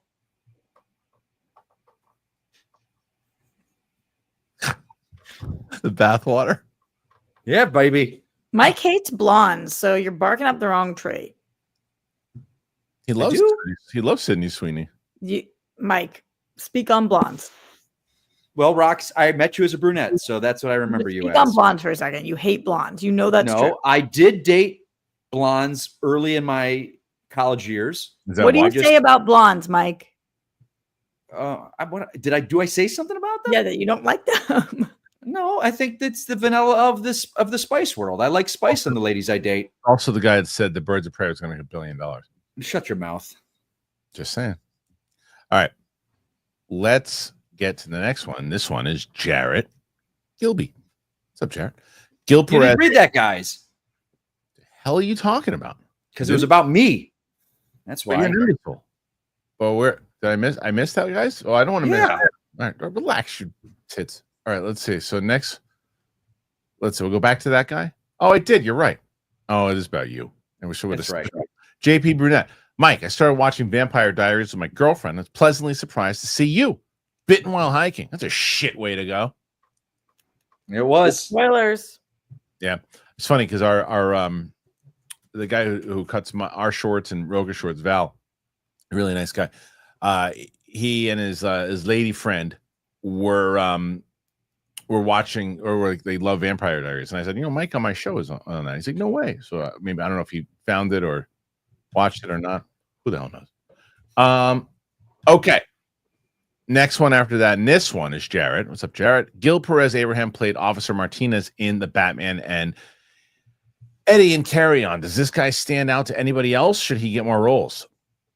I don't remember him in Carry On, but he's great as Officer Martinez. He is? Okay. Yeah. I don't know. I'm not sure. GoPal also says started Leighton Meester's new Prime show, Good Cop, Bad Cop. Was fun. Also, Clancy Brown, the hardest screw that ever walked to turn at Shawshank Prison. Clancy Brown is, I always get excited when he shows up in anything. He elevates the project. He was great in The Penguin recently. I love Leighton Meester. She's good too. Yeah, I like her too. Joey Pedras. There he is. I work in marketing and pulled all convention budget for social. Yeah. Better ROI and first party data. Pretty sure studios are making the same shift. Right. Makes so much more sense. Joey. Yeah. Total. Thank you, Joey, for sharing that intel. RQM DSMD support for Roxy, Mike's dogs, and then Mike. It's fair. That's right. Yeah. He gets it. I hate you sometimes. I really hate you. I fucking hate you. Frozen. Get up for a second. Just get up out of the way because you'll disappear when you come back. Oh, damn it. Oh, man. Damn it. Forget it. Didn't work out. Good magic trick. That's what you get. I don't care. I'll keep you off the show. The hell do I care? Mike Joyce, support for Mikey Christmas and his great hair. Does have great hair. Oh, he froze again. Thank you. All right, Mike. Now get out of the way. Get out of the way. Don't come back. Now watch. Now when he finally comes back from his shit internet of you. Yeah, but it's weird. It's just my tits look good though. Yeah, it does. Look at those pecs. Look at that stunt department. What a piece of shit internet provider you have. Your internet provider sucks. You've been on this show for a year, and you still. Dude, I told you. I think it's the computer. It's not the internet. I gotta get a new computer. The computer. This shit sucks. Look at this. Look, you froze. Look, there you go. Perfect. Can I come back in now? Go ahead. Mike Joyce, support for Roxy and her wonderful hair and her natural beauty. Thank you, Mike. That's very kind. Mike. support for Roxy and Mike's internet. Let me buy Mike a new computer. Let's do support for Mike's computer. For real. That's what Kristian just said. I know. But you know, it's funny. Yesterday, Matt Serra is such a good dude. You know, he's being so nice. Yesterday he goes, we go to Naked Gun, and he goes, he likes his snacks. It's this mountain of popcorn. He's like, you want movies? Yeah. And so, do you want anything? And I was like, yeah. Ginger ale. It's the only soda that I'll drink is ginger ale. That's it. I know. At a movie theater? No, in France. But at this, yeah, they have. I hate you. I hate you sometimes. Well, Mike, kind of keep up, dude. It's a stupid question. Keep up. Yeah. Roxy, he went to Naked Gun. I didn't call attention to this. I said, Matt we went to the movies, a whole bunch of snacks at the movie theater. What asshole drinks ginger ale at a movie theater? Me. What's the matter with you? Me. And the point is, I wanted it. And so we were at Regal. AMC has a fountain with it. They have Mike, this is going to make your head fall up. I like the vanilla ginger ale. How about that? You're one of those assholes that goes to the freestyle soda machine and you're like, which button is it? I know, and you don't know where it is. I know where it is because I only have one soda. I have one soda that I go after. And so when I go, that's what I get. So I go to AMC, and that's what I get. We went to Regal yesterday. So Matt goes, they didn't have that. So he brings back this tub, this big, of Mountain Dew. And as much as I respected the fact that he brought it back, it went right in the trash. I didn't have a sip of it. Like, I can't drink it. That's not comparable to ginger ale. Yeah, I told him I couldn't. He didn't know. He's like, I don't know what you wanted. So, but it was free anyway. It was one of the tickets. But I went. Know the difference between men and women? You would have drank it. Women would sit there and suffer in silence and pretend to drink. You know what? They had an open bar, and I wasn't going to do it, but I had a beer. I had a big beer. Yeah. Great. Yeah, and that was it. Armada, can y'all sing the part of the Fantastic Four theme in unison, or at least when they says Fantastic Four? Shout out to Galactus' Dong. Does you guys even know it? No. I mean, does he mean that part? Yeah, it's the only part that I know. I hate that part. I like it. I liked what Michael Giacchino did. That score is great. It's great. That score is awesome. Django Blackfire. I know y'all love Thunderbolts. I didn't. 6 out of 10. Fair enough. I thought it was tonally inconsistent. Really? I didn't think it was. I thought it was pretty on par with the tone from start to finish. And it is. I don't buy her as the leader. I didn't like the innings. This is why I didn't like the MCU giving the director X-Men. I mean, well, that's fair. Valid points. I don't agree with it, but I think it's fair. You're the first person I've heard who did not buy her as the leader. Yeah. Well, there you go. You did, Mike? I get what he's saying because I love her character. She's one of the best things to come post Endgame is her in that role. Stinks. I like her better. Like her, to me, still her best thing she's ever done is with Haley Steinfeld in the Hawkeye show when they were sitting there having mac and cheese. Yeah, that was good. That scene and in the elevator.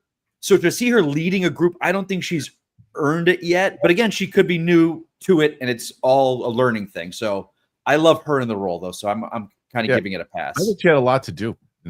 Anyway, Travis, thank you, Travis. Very generous super chat there. Just watched Fantastic Four yesterday. In my opinion, it was better than the Thunderbolts. I'm on so recency bias that I have that opinion right now, but I have to watch it again. Finally, Galactus was done well. Superman reminded me of a CW show. Man of Steel felt more grown up, and I need a better Apocalypse. All fair points. I think fair, fine, but I don't understand this criticism. I agree that I like Fantastic Four better than Thunderbolts, even though I like Thunderbolts. But Superman reminding people of the CW show, there's not a single person on planet Earth who watched all of the DC CW shows who has that opinion. That's because it's wrong. That's a wrong opinion. It was nothing like the CW shows. So it might just be in your mind what you think of the CWs or shows, or maybe you saw a couple episodes. But as somebody who's watched every single episode of the CW DC TV shows, there's no way you could have watched them and this reminded you of that. I don't know if you didn't, Kristian. So you don't know. I didn't, but I'm just saying I don't know if you can say that it didn't remind him of a CW. Question for you, Travis. Be honest. Did you watch all the DC CW shows? Because does he have to see all? What if he saw? Here's my thing. He thought it was Roxy. I think your valid point is incredibly truthful, but I think these people that don't watch everyone, they might see one or now and then. And I think in their head, they go, well, CW's doing superheroes. That's a TV budget. It's lower budget. It looks cheap. That's, I think, the dig they're doing when they say it looks like a CW show. Not that they are comparing the quality, because the writing in the shows is phenomenal.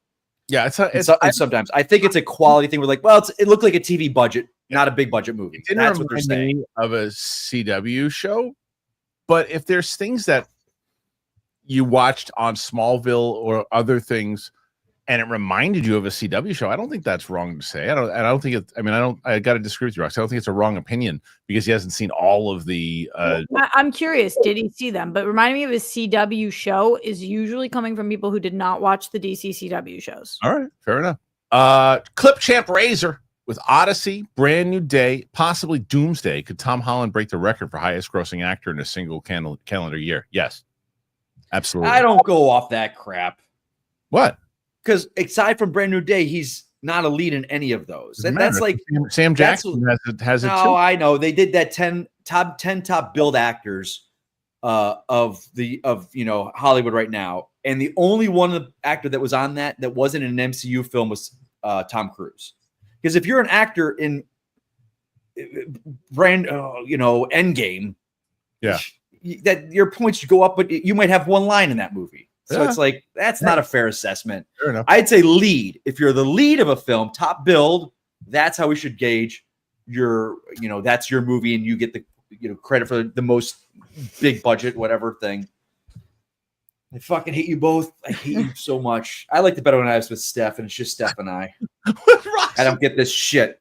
Yeah, she does. She sits there and laughs. She sits there and laughs. She has been lifting you up the entire show and been saying, Mike, your points are this, and you shit on her because your internet sucks dick. Shit on her by attrition because she's related to you in this. Related with you. Looped in with you. My name's Kristian. She's Jewish. Shut up. Mike, what's better than me laughing? You want me to cry about it? Stick up for me. Stick up for me, Rob. Been doing the whole Defend show. Me. I feel like I am constantly defending you. Steph laughs at you all of the time and how ridiculous you are. No, she doesn't. Tim Bino, I get why Robert Downey Jr. is back, but I'm not loving it anymore. Let's wait and see. Let's wait and see. I wonder what they mean by I'm not loving it anymore. I think probably because of the, because as we lead up to it, the hype behind it, what's it going to be? Maybe I'm excited about it. Gutia Alvarez. Hey, crew, I've never seen the X-Files. I love UFO and paranormal stuff. Are there 543 seasons worth to watch? I'll tell you what, I actually, and I'm assuming that you follow the UAP channel that I do. I don't know if I've seen more than one episode of the X-Files. Do you know the one you've seen? No. Oh, I'm going to say that because I remember watching one in college with a friend, but I wasn't really paying attention to it. I love X-Files. I think that it's a really fun watch. Some of the episodes, because it is so effects heavy, don't look as amazing today. But I will say you also don't need to watch all of them. I would do yourself a favor and look up a list of top 20 X-Files episodes, and you can check those out. That's a good call. Yeah. Yeah, it's the right person to ask. Joe Hendo TV. I don't know how you feel about this, but a lot of Gunn's fans are just as toxic as some of Snyder's fans. I was literally fat shamed by a Gunn fan on Instagram because I defended Man of Steel. Well, I'm sorry that happened. That's shitty. I think it's less about that, Joe, and I think it's more about just the internet in general. People are really, and I've said this 1,000 times over, it is very easy for someone to be mean to you on the other side of it when you don't have to deal with the repercussions of not even just physical stuff, repercussions of someone's eyes when you're talking to them, someone's emotion when you realize that you've hurt someone's feelings, when you just are able to say, okay, and you make a comment that you think is going to hurt someone, you walk away and you go about your business, not caring how that's going to affect someone. It's easy to do because you're just, I'm writing this, now I'm walking away, I'm going to insult the next person now, and you're not paying attention to it. I think that's the internet. I think that's the world that we live in. And I think it can be any fandom, not just Gunn, not just Snyder. I think it's any fandom. I don't know. You guys agree, disagree?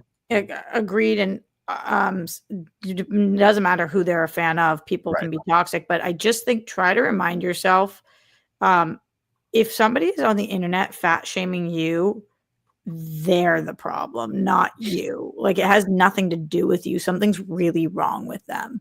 Right. There's nobody who goes and attacks somebody's appearance online that isn't deeply troubled. That's just, it's a really weird thing to do, regardless of if they're fans of Gunn, Snyder, doesn't matter.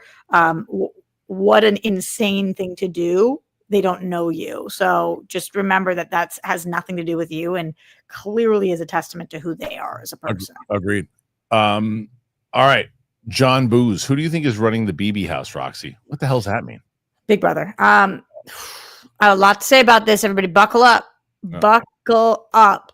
I really hope Rachel doesn't shoot herself in the foot, guys, because she was like, I'm coming in hot. I got to win this. And I want her to do well because I love the vets and I love Rachel Riley. But I don't know. It feels like, I don't know their names yet, but it feels like Mustache Guy has a pretty good hold on a lot of stuff.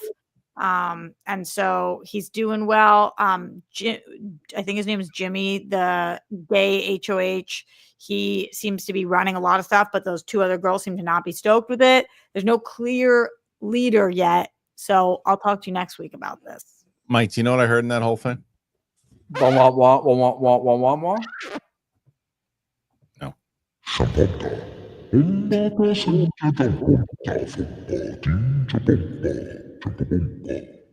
That's pretty much what I said. Yep.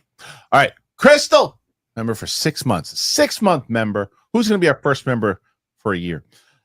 Oops, Slade again. Support for Roxy. Normally new TV shows haven't got me interested, but Chief of War trailer looks awesome. What's Chief of War? Oh, that's the one with Momoa, right?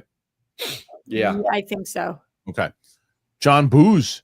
Mike, rank this. I know Mike's. Oh, I don't know if I know Mike's. I know Superman will probably be number one. It's going to be tough. Thunderbolts, Superman, Fantastic Four. Oh, let's see. Like my reaction says it best, John Booz. Well, Superman's definitely number one, but I've seen that the most. I need to see Fantastic Four again. Because when I walked out of it, I was like, I liked it. I didn't love it. But I haven't been able to stop thinking about it and talking about it since Friday. So I need to see it. I like to see movies at least 2 or 3 times before I rank them. Okay. So I'll get back to you on that one. Jocelyn and I are having a field day. Oh, field day. It's so good. It's so good. I almost don't want him to speak this internet. Mr. ND Fanatic. Dexter Resurrection has not let me down. We're back. Have you watched either one of these? Not yet, still, Rox? What's up with me? I know. I got to finish the other one. What's the one that you watched? I started the prequel. It was the whatever the prequel was called. What was it called? Dexter. Can't remember. I'm getting confused with all the Dexter stuff. First Mike, step. Mike, I got good news for you. Now what? So you guys are at 72, but look what just happened. Look who entered the chat. Oh no. Do you not remember you just read something from her? No. Christian, what? What's the matter with you? Roxy was like, hey, there she is. Remember for 6 months. So 6 months she was a member, but that wasn't an actual super chat. So now she's back with a whole bunch of other ones. Go, Crystal. Go, Crystal. Go. Ready to behave, dildo face?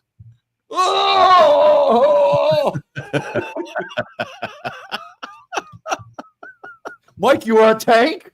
Mike said, I'm sorry. Perfect. All right. More support for. I love that I can't get rid of this. It looks really good. There's been so many of those. I know. I'm trying to find. I was trying to get the best is when I think he took a picture of me from Waterworld. So I've got like this floppy hat on, and you just see my head in the tank. I got to bring a bunch of them. All right. Let's see. Support for Crystal. Thank you, Crystal.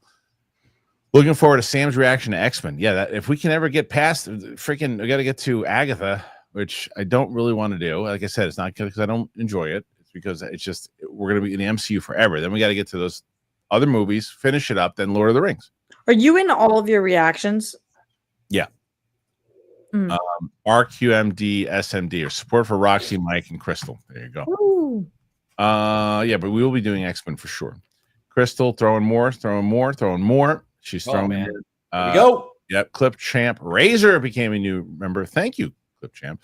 Here we go. Crystal, love your reaction to K-pop Demon Hunters. That was a good one. It was fun. I want to watch that. I hear it's good. What is that? Oh, it's good. It's the same animation as the Spider-Verse one, but I think the title is a disservice because you hear the K-pop, you're like, one of those the bands.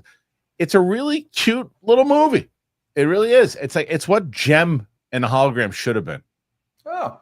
Why would that be a disservice though? K-pop is the biggest. I'm probably is an international. It is, victory. right? A disservice to people who, because I think with that, when you watch it, like I am not a K-pop fan, but I love the movie, and I think that I wouldn't have watched it had I not heard great things about it from other people that I knew inside of this business, and my kids love it too. But I think that when you hear K-pop, you're like, oh, well, that's not intended for me. The stigmatism attached to it. It's 100%, whether right or wrong, it's there. But I really liked it. I really did. Oh, here you go, Mike. This is for you. Hank Pym, have you tried the Sydney Sweeney flavored ice cream? Is that true? Is it shipping ice cream too? I'll try it. I'll slather that up in a banana split. Oh!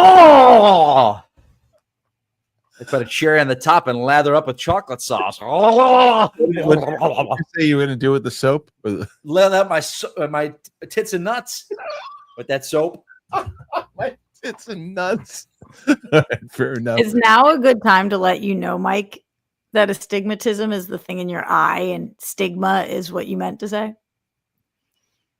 No, that's what I meant to say. Stigma. Can someone clip out just that and then just cut it off when Mike goes, oh, like John Lovitz. Oh. Speaking of which, do you guys watch Happy Gilmore 2? No. I just finished it. I watched it with with Tina. I watched it with Tina this morning. And so we're gonna put that out soon.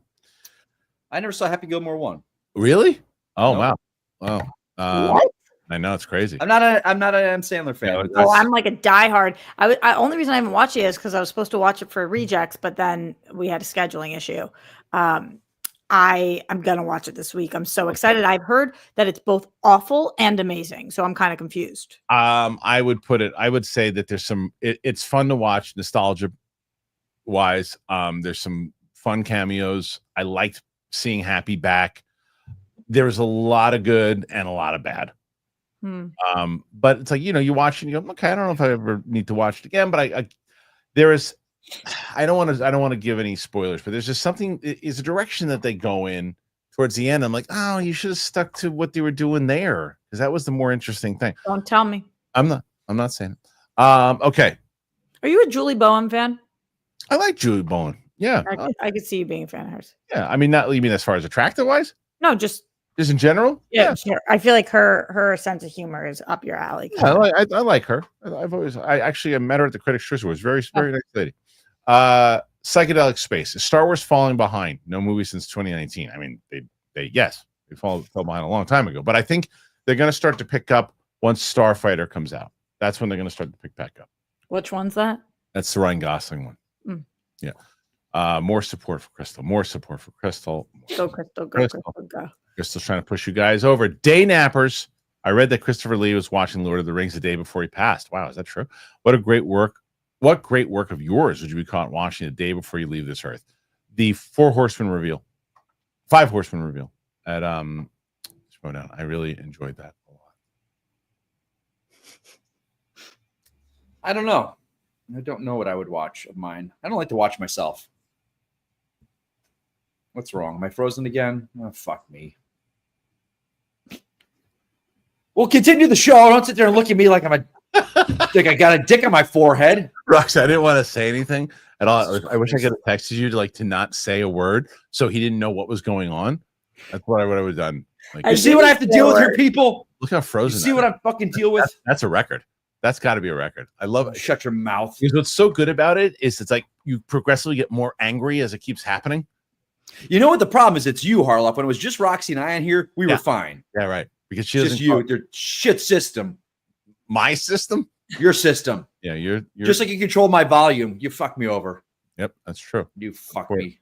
The whole damn thing is out of order. The whole thing. Eric Slaby, what do you guys think of the Percy Jackson season 2 trailer? I didn't see it. Looks like a budget increase. If you guys watched season 1, how'd you like it? You watched it, right, Rox? I liked season 1. I didn't watch the trailer. I will be watching season 2. Okay. I will say this: at Comic-Con, that show got a big push. Did it? And a lot of people were saying, "Wow, this season 2 looks really good." Yeah, it was a big talk over there. Okay. Crystal's getting you guys close. You already beat Roki. You're at 92. Got to hit the hundreds. You got to hit the 100 there. Go Pal, Mountain Dew. I'll take the crab juice. I'm with you. Met Bull. Anyone watch Happy Gilmore too? Not the best. I said it too. I said there's just some things that worked, other things that, but it's too long. Also, it's a 145 and it's too long. It feels there's like they overplay a lot of jokes. But again, I really liked I liked having Happy back, but there was a couple things that I wish. Again, things that they do right, things that they did. It's hard because I don't want to spoil things. Jedi Super Saiyan. Mike does an incredible ventriloquist act. Half the time I hear his voice, his mouth doesn't move a muscle. It's bravo, good one. I can actually kind of do ventriloquist stuff. I know it's kind of wild. I know. What?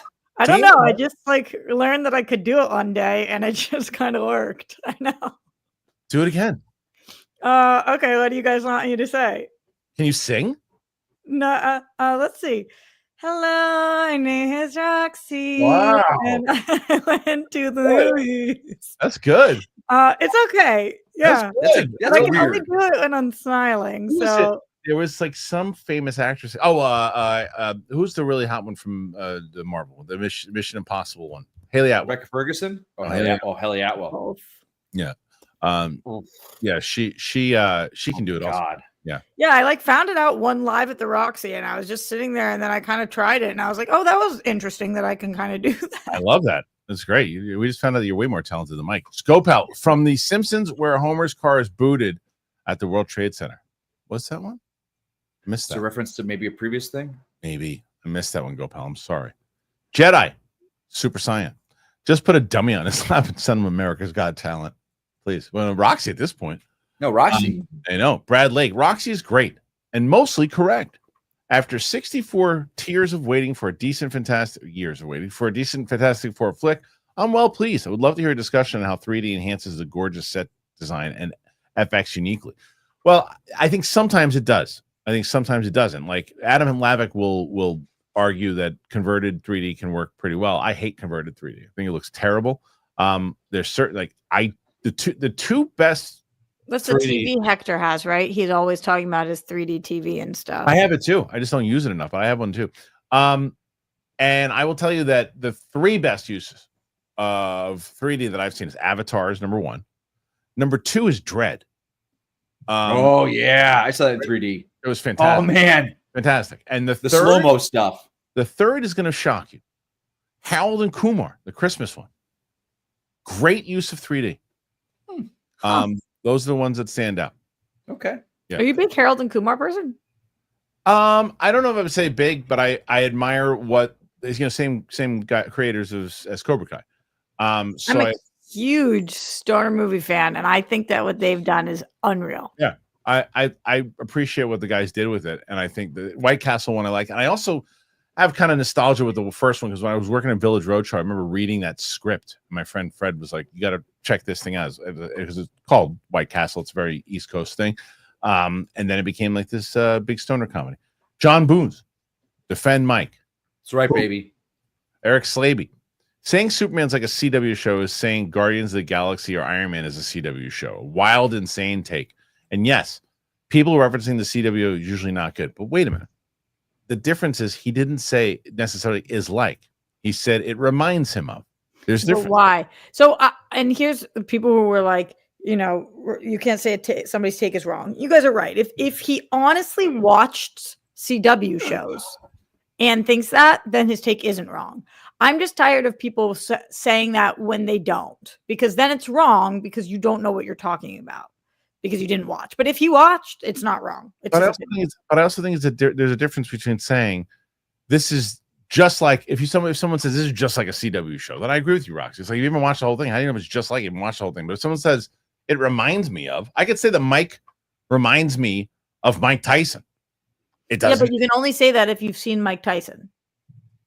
True. Okay, but let's say you've seen an episode, but if you said the whole thing, you said all. Okay, one episode, Kristian. It reminds me of then you would have to say it reminds me of the one episode of the. I mean, this is getting I'm being hypocritical here too because this is what I said last week, where when there was this whole big conversation that I don't care about anymore, where I basically told people, if you're gonna make sure that you say something is, you got to say I think, and I don't give a shit. I don't care how you say it. You think something smells, say it smells like farts. I don't have enough. I'm too exhausted to argue with you about it. Alex, I prefer Den of Nerds theory that who's HWR? Who is that?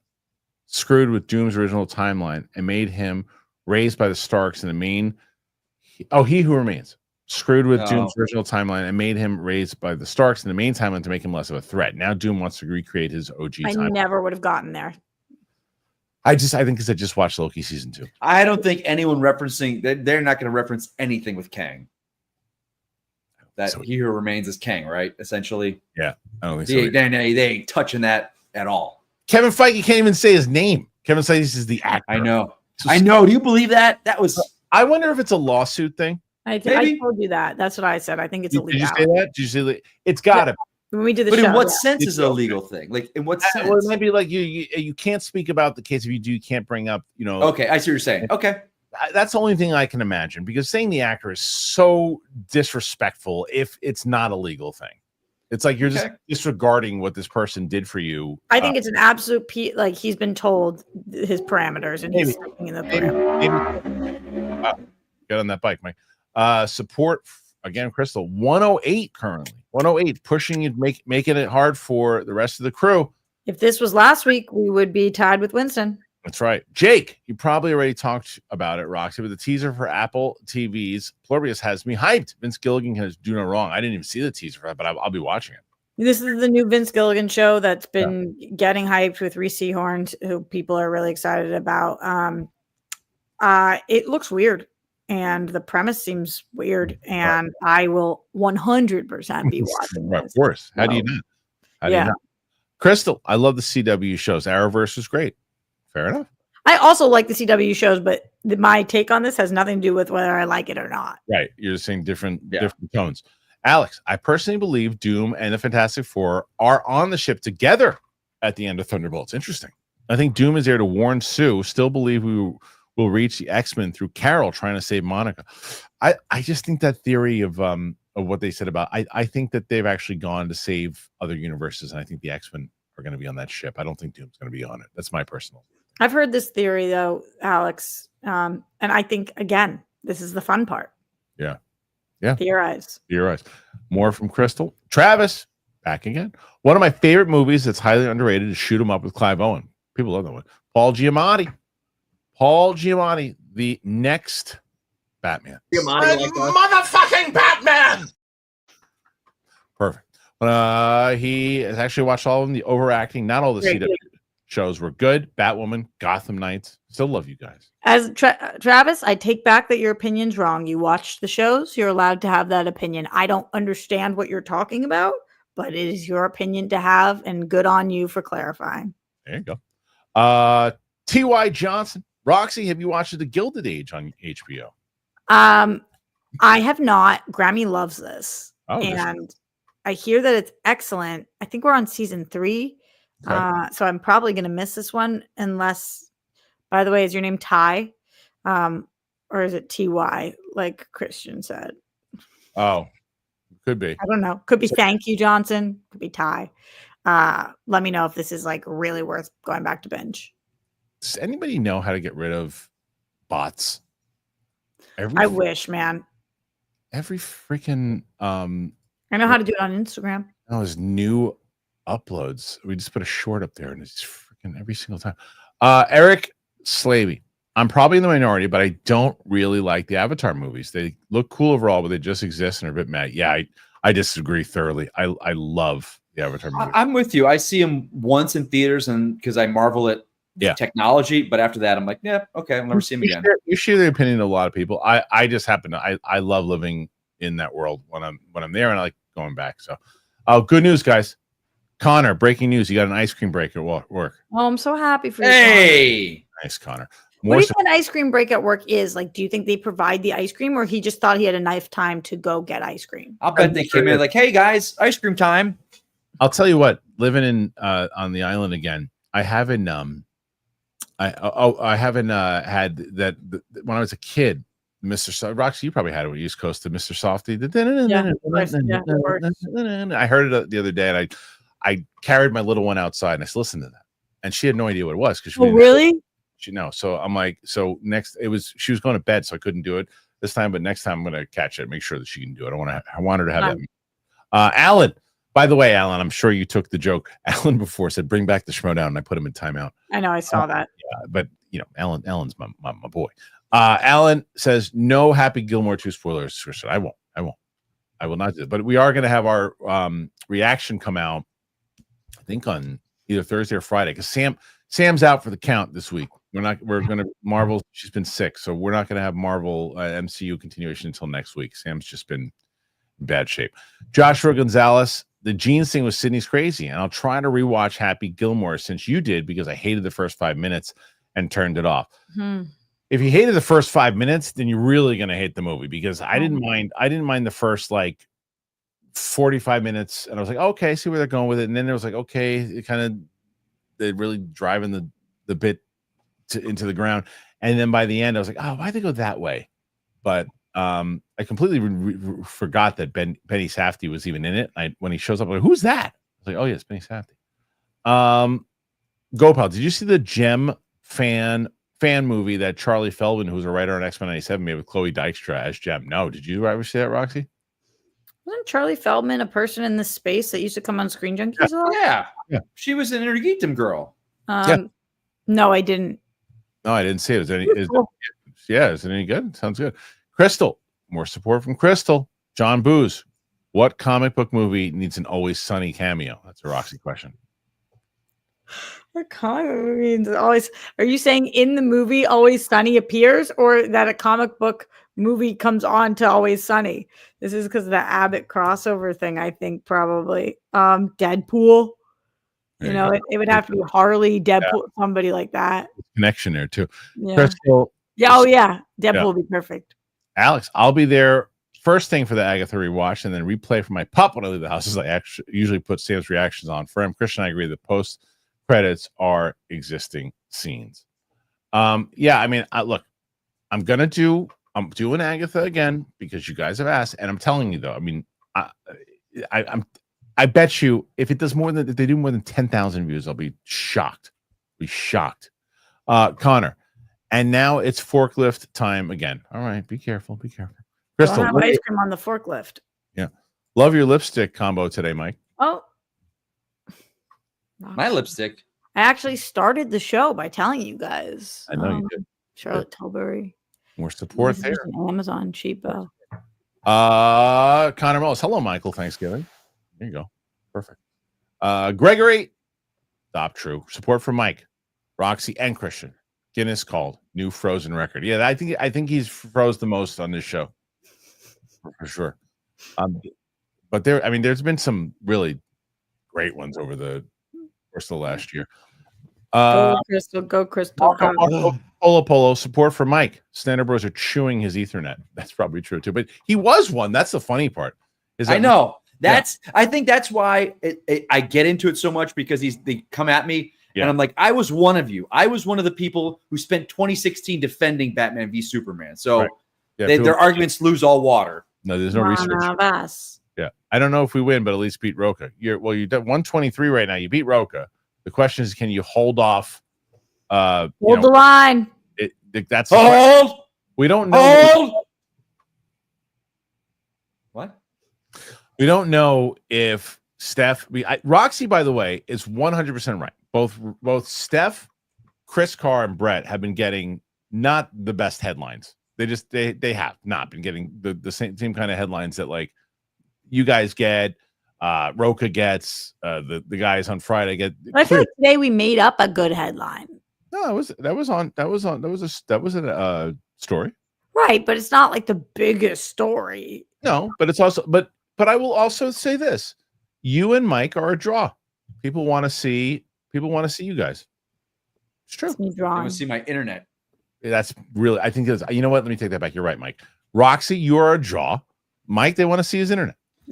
Jenny, fuck you, and Lawson.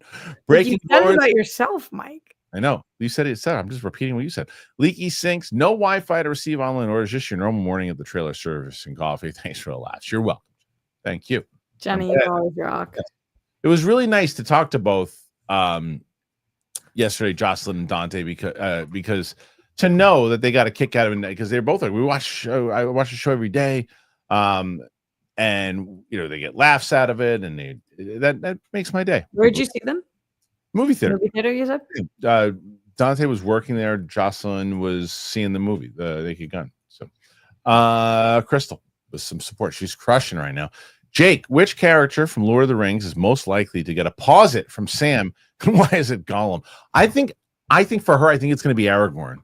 I think it'll be Aragorn. It seems to be more her style than Orlando Bloom. There's some Legolas people. Are you a Legolas person? You don't remember? No.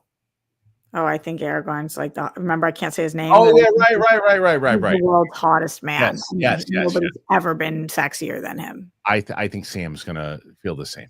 Connor Mullis. Yup, work provided the ice cream. There you go. More support from Crystal. Thanks for answering. Crystal. That's a good job. Oh, I watched Untamed on Netflix. Crazy ending. I haven't watched it yet because I was like, what is this? I guess it's a murder or a whodunit show, but I hear it's only 6 episodes, so I probably will watch it. Okay. Crystal. I hope you're feeling better, Roxy, and hope Sam feels better soon. Sending a look. Thank you. Me too. I talked to her today. She's feeling a little better, but I don't think she's going to be back in the studio until next week. Eric Slaby, do you think Aragorn should be recast for the hunt for Gollum, or is de-aging tech for Vigo advanced enough? HOG timeline-wise is set before. I think they're going to de-age stuff enough that and it's Peter Jackson with technology. It'll probably be the best de-aging we've seen so far. Is that what they're doing? Yeah, I mean, I would assume so. Otherwise, he's going to look. It would make no sense. He doesn't age, or he age. I mean, that it's set before that time. He's going to look 25 years older. Yeah, bizarre. More support. PLD Project. We need everyone to beat Roka, but seeing Mike downing a banana split was not something we needed. True. RQ, MD, SMD. Support for Roxy and Mike. Mike is a great draw. He was for the Schmodown. I'll tell you that. I'll give him props there. Definitely was. He became a big star in the Schmodown because he listened. But he wasn't the stars. He wasn't the star. No, but he was a big star in this as much as he's a. I hate you. I fucking hate this. I hate everything. This is what I take off work to join you guys to deal with. That's what I do. I'm gonna put my nuts on your face. Yeah, I Put love your it. fucking nuts on my face. Yeah, Jesus come on. Christ. Look at me. You're frozen in time. And I'm gonna blast one into the side of your ear. Look at that. Ew. Oh, hey, you quiet. I'm not talking to you. Oh, were you upset? Don't be upset. I love you. I love you. Oh, I'm dead. Look at my dick. Jeez, he was a little rough for him today. All right, Side of his ear. that's what he said. I don't know. I hated that.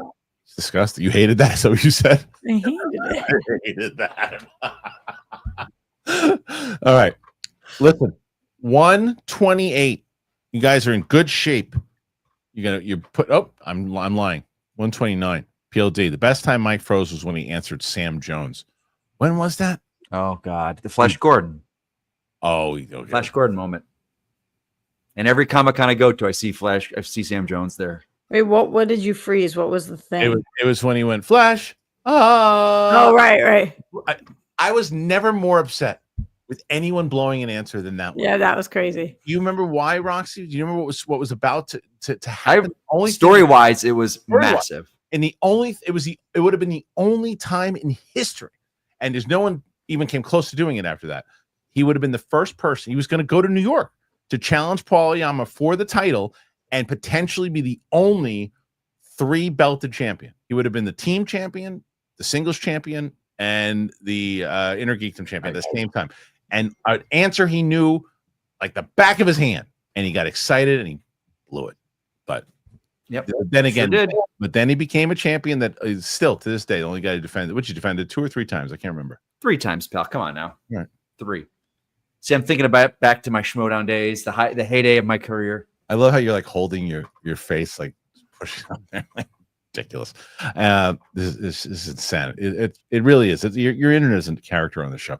Roxy, you've been the professional on the show. Where can they find you? Oh, that's not you. That's professional right there. You can find me everywhere at Roxy Striar, and also I go live on YouTube's on Wednesdays and Sunday, but I'm going to the Platonic premiere tomorrow night, so I think I'm going to go live tonight at 5:00. Which one's that, Rox? Platonic is the Seth Rogen. Oh, right. I say that every time. With Roseburn. They're doing their season 2 premiere, which I'm very, very excited about. Thank you to Apple for the invite to that. But I love that show. So I'll tell you guys all about it next week. Rox. I'm really. God, you're. This is amateur hour. Go ahead. Nothing. You can find me anywhere you want. Perfect. Come online. Come to Twitter and see me argue with the faceless people. Yeah. Bitch boy. Who would Roxy and Mike cast as Flash? Billy Magnuson? Come on. I love him, but no. Gold. Well, it depends. I want to see Wally. I don't want to see Barry first. So, no. But I haven't thought about who I'd cast. Mike, do you have an answer to this off the top of your head? Well, for Billy Magnuson, I'd love him for Booster Gold. Yeah, he'd be awesome. He'd be awesome. Yeah, right. I don't see him Flash as Barry at all. Yeah. No, not Barry. Flash, that's tough. I kind of want a real class. I mean, we've gotten 2 Barrys, and they haven't most recently with Ezra and Grant. And I don't feel that they've been Barry Allen. Yeah. The classic Barry Allen. So I don't know. I'm loving like Corn Sweat, like an actor like him that has credits, he's worked, but he's an unknown to the general public. Yeah. I want people like that in what these roles. Age do you want? For Flash? Yeah. 30s. I want him as like a fully established adult. I agree with you. Nathan Drake, don't blame Mike. You guys have been interrupting each other a lot today. That's right. Thanks, buddy. You got thank you for having my back. In all fairness, I'm having internet issues too, so I don't know when you guys are talking. Not as bad as Mike. No. All right, guys, thanks for being here today. Appreciate it. 131 is not bad. Watch poor Chris Carr tomorrow. Poor Chris Carr. Well, way to set her up. Come on, guys. Watch poor Chris Carr tomorrow. Fuck me. Look at that one. That's perfect. Look at that fucking one. What I meant by poor Chris Carr is that she's going to see my shirt blend into the. Shut your fucking ass. When she came in last time, it was like, okay, I can deal with 60, 70. And she comes in 131. That's what poor Chris Carr having to look at 131. So poor Chris Carr. I want Chris Carr. I'm not going to lie to you guys.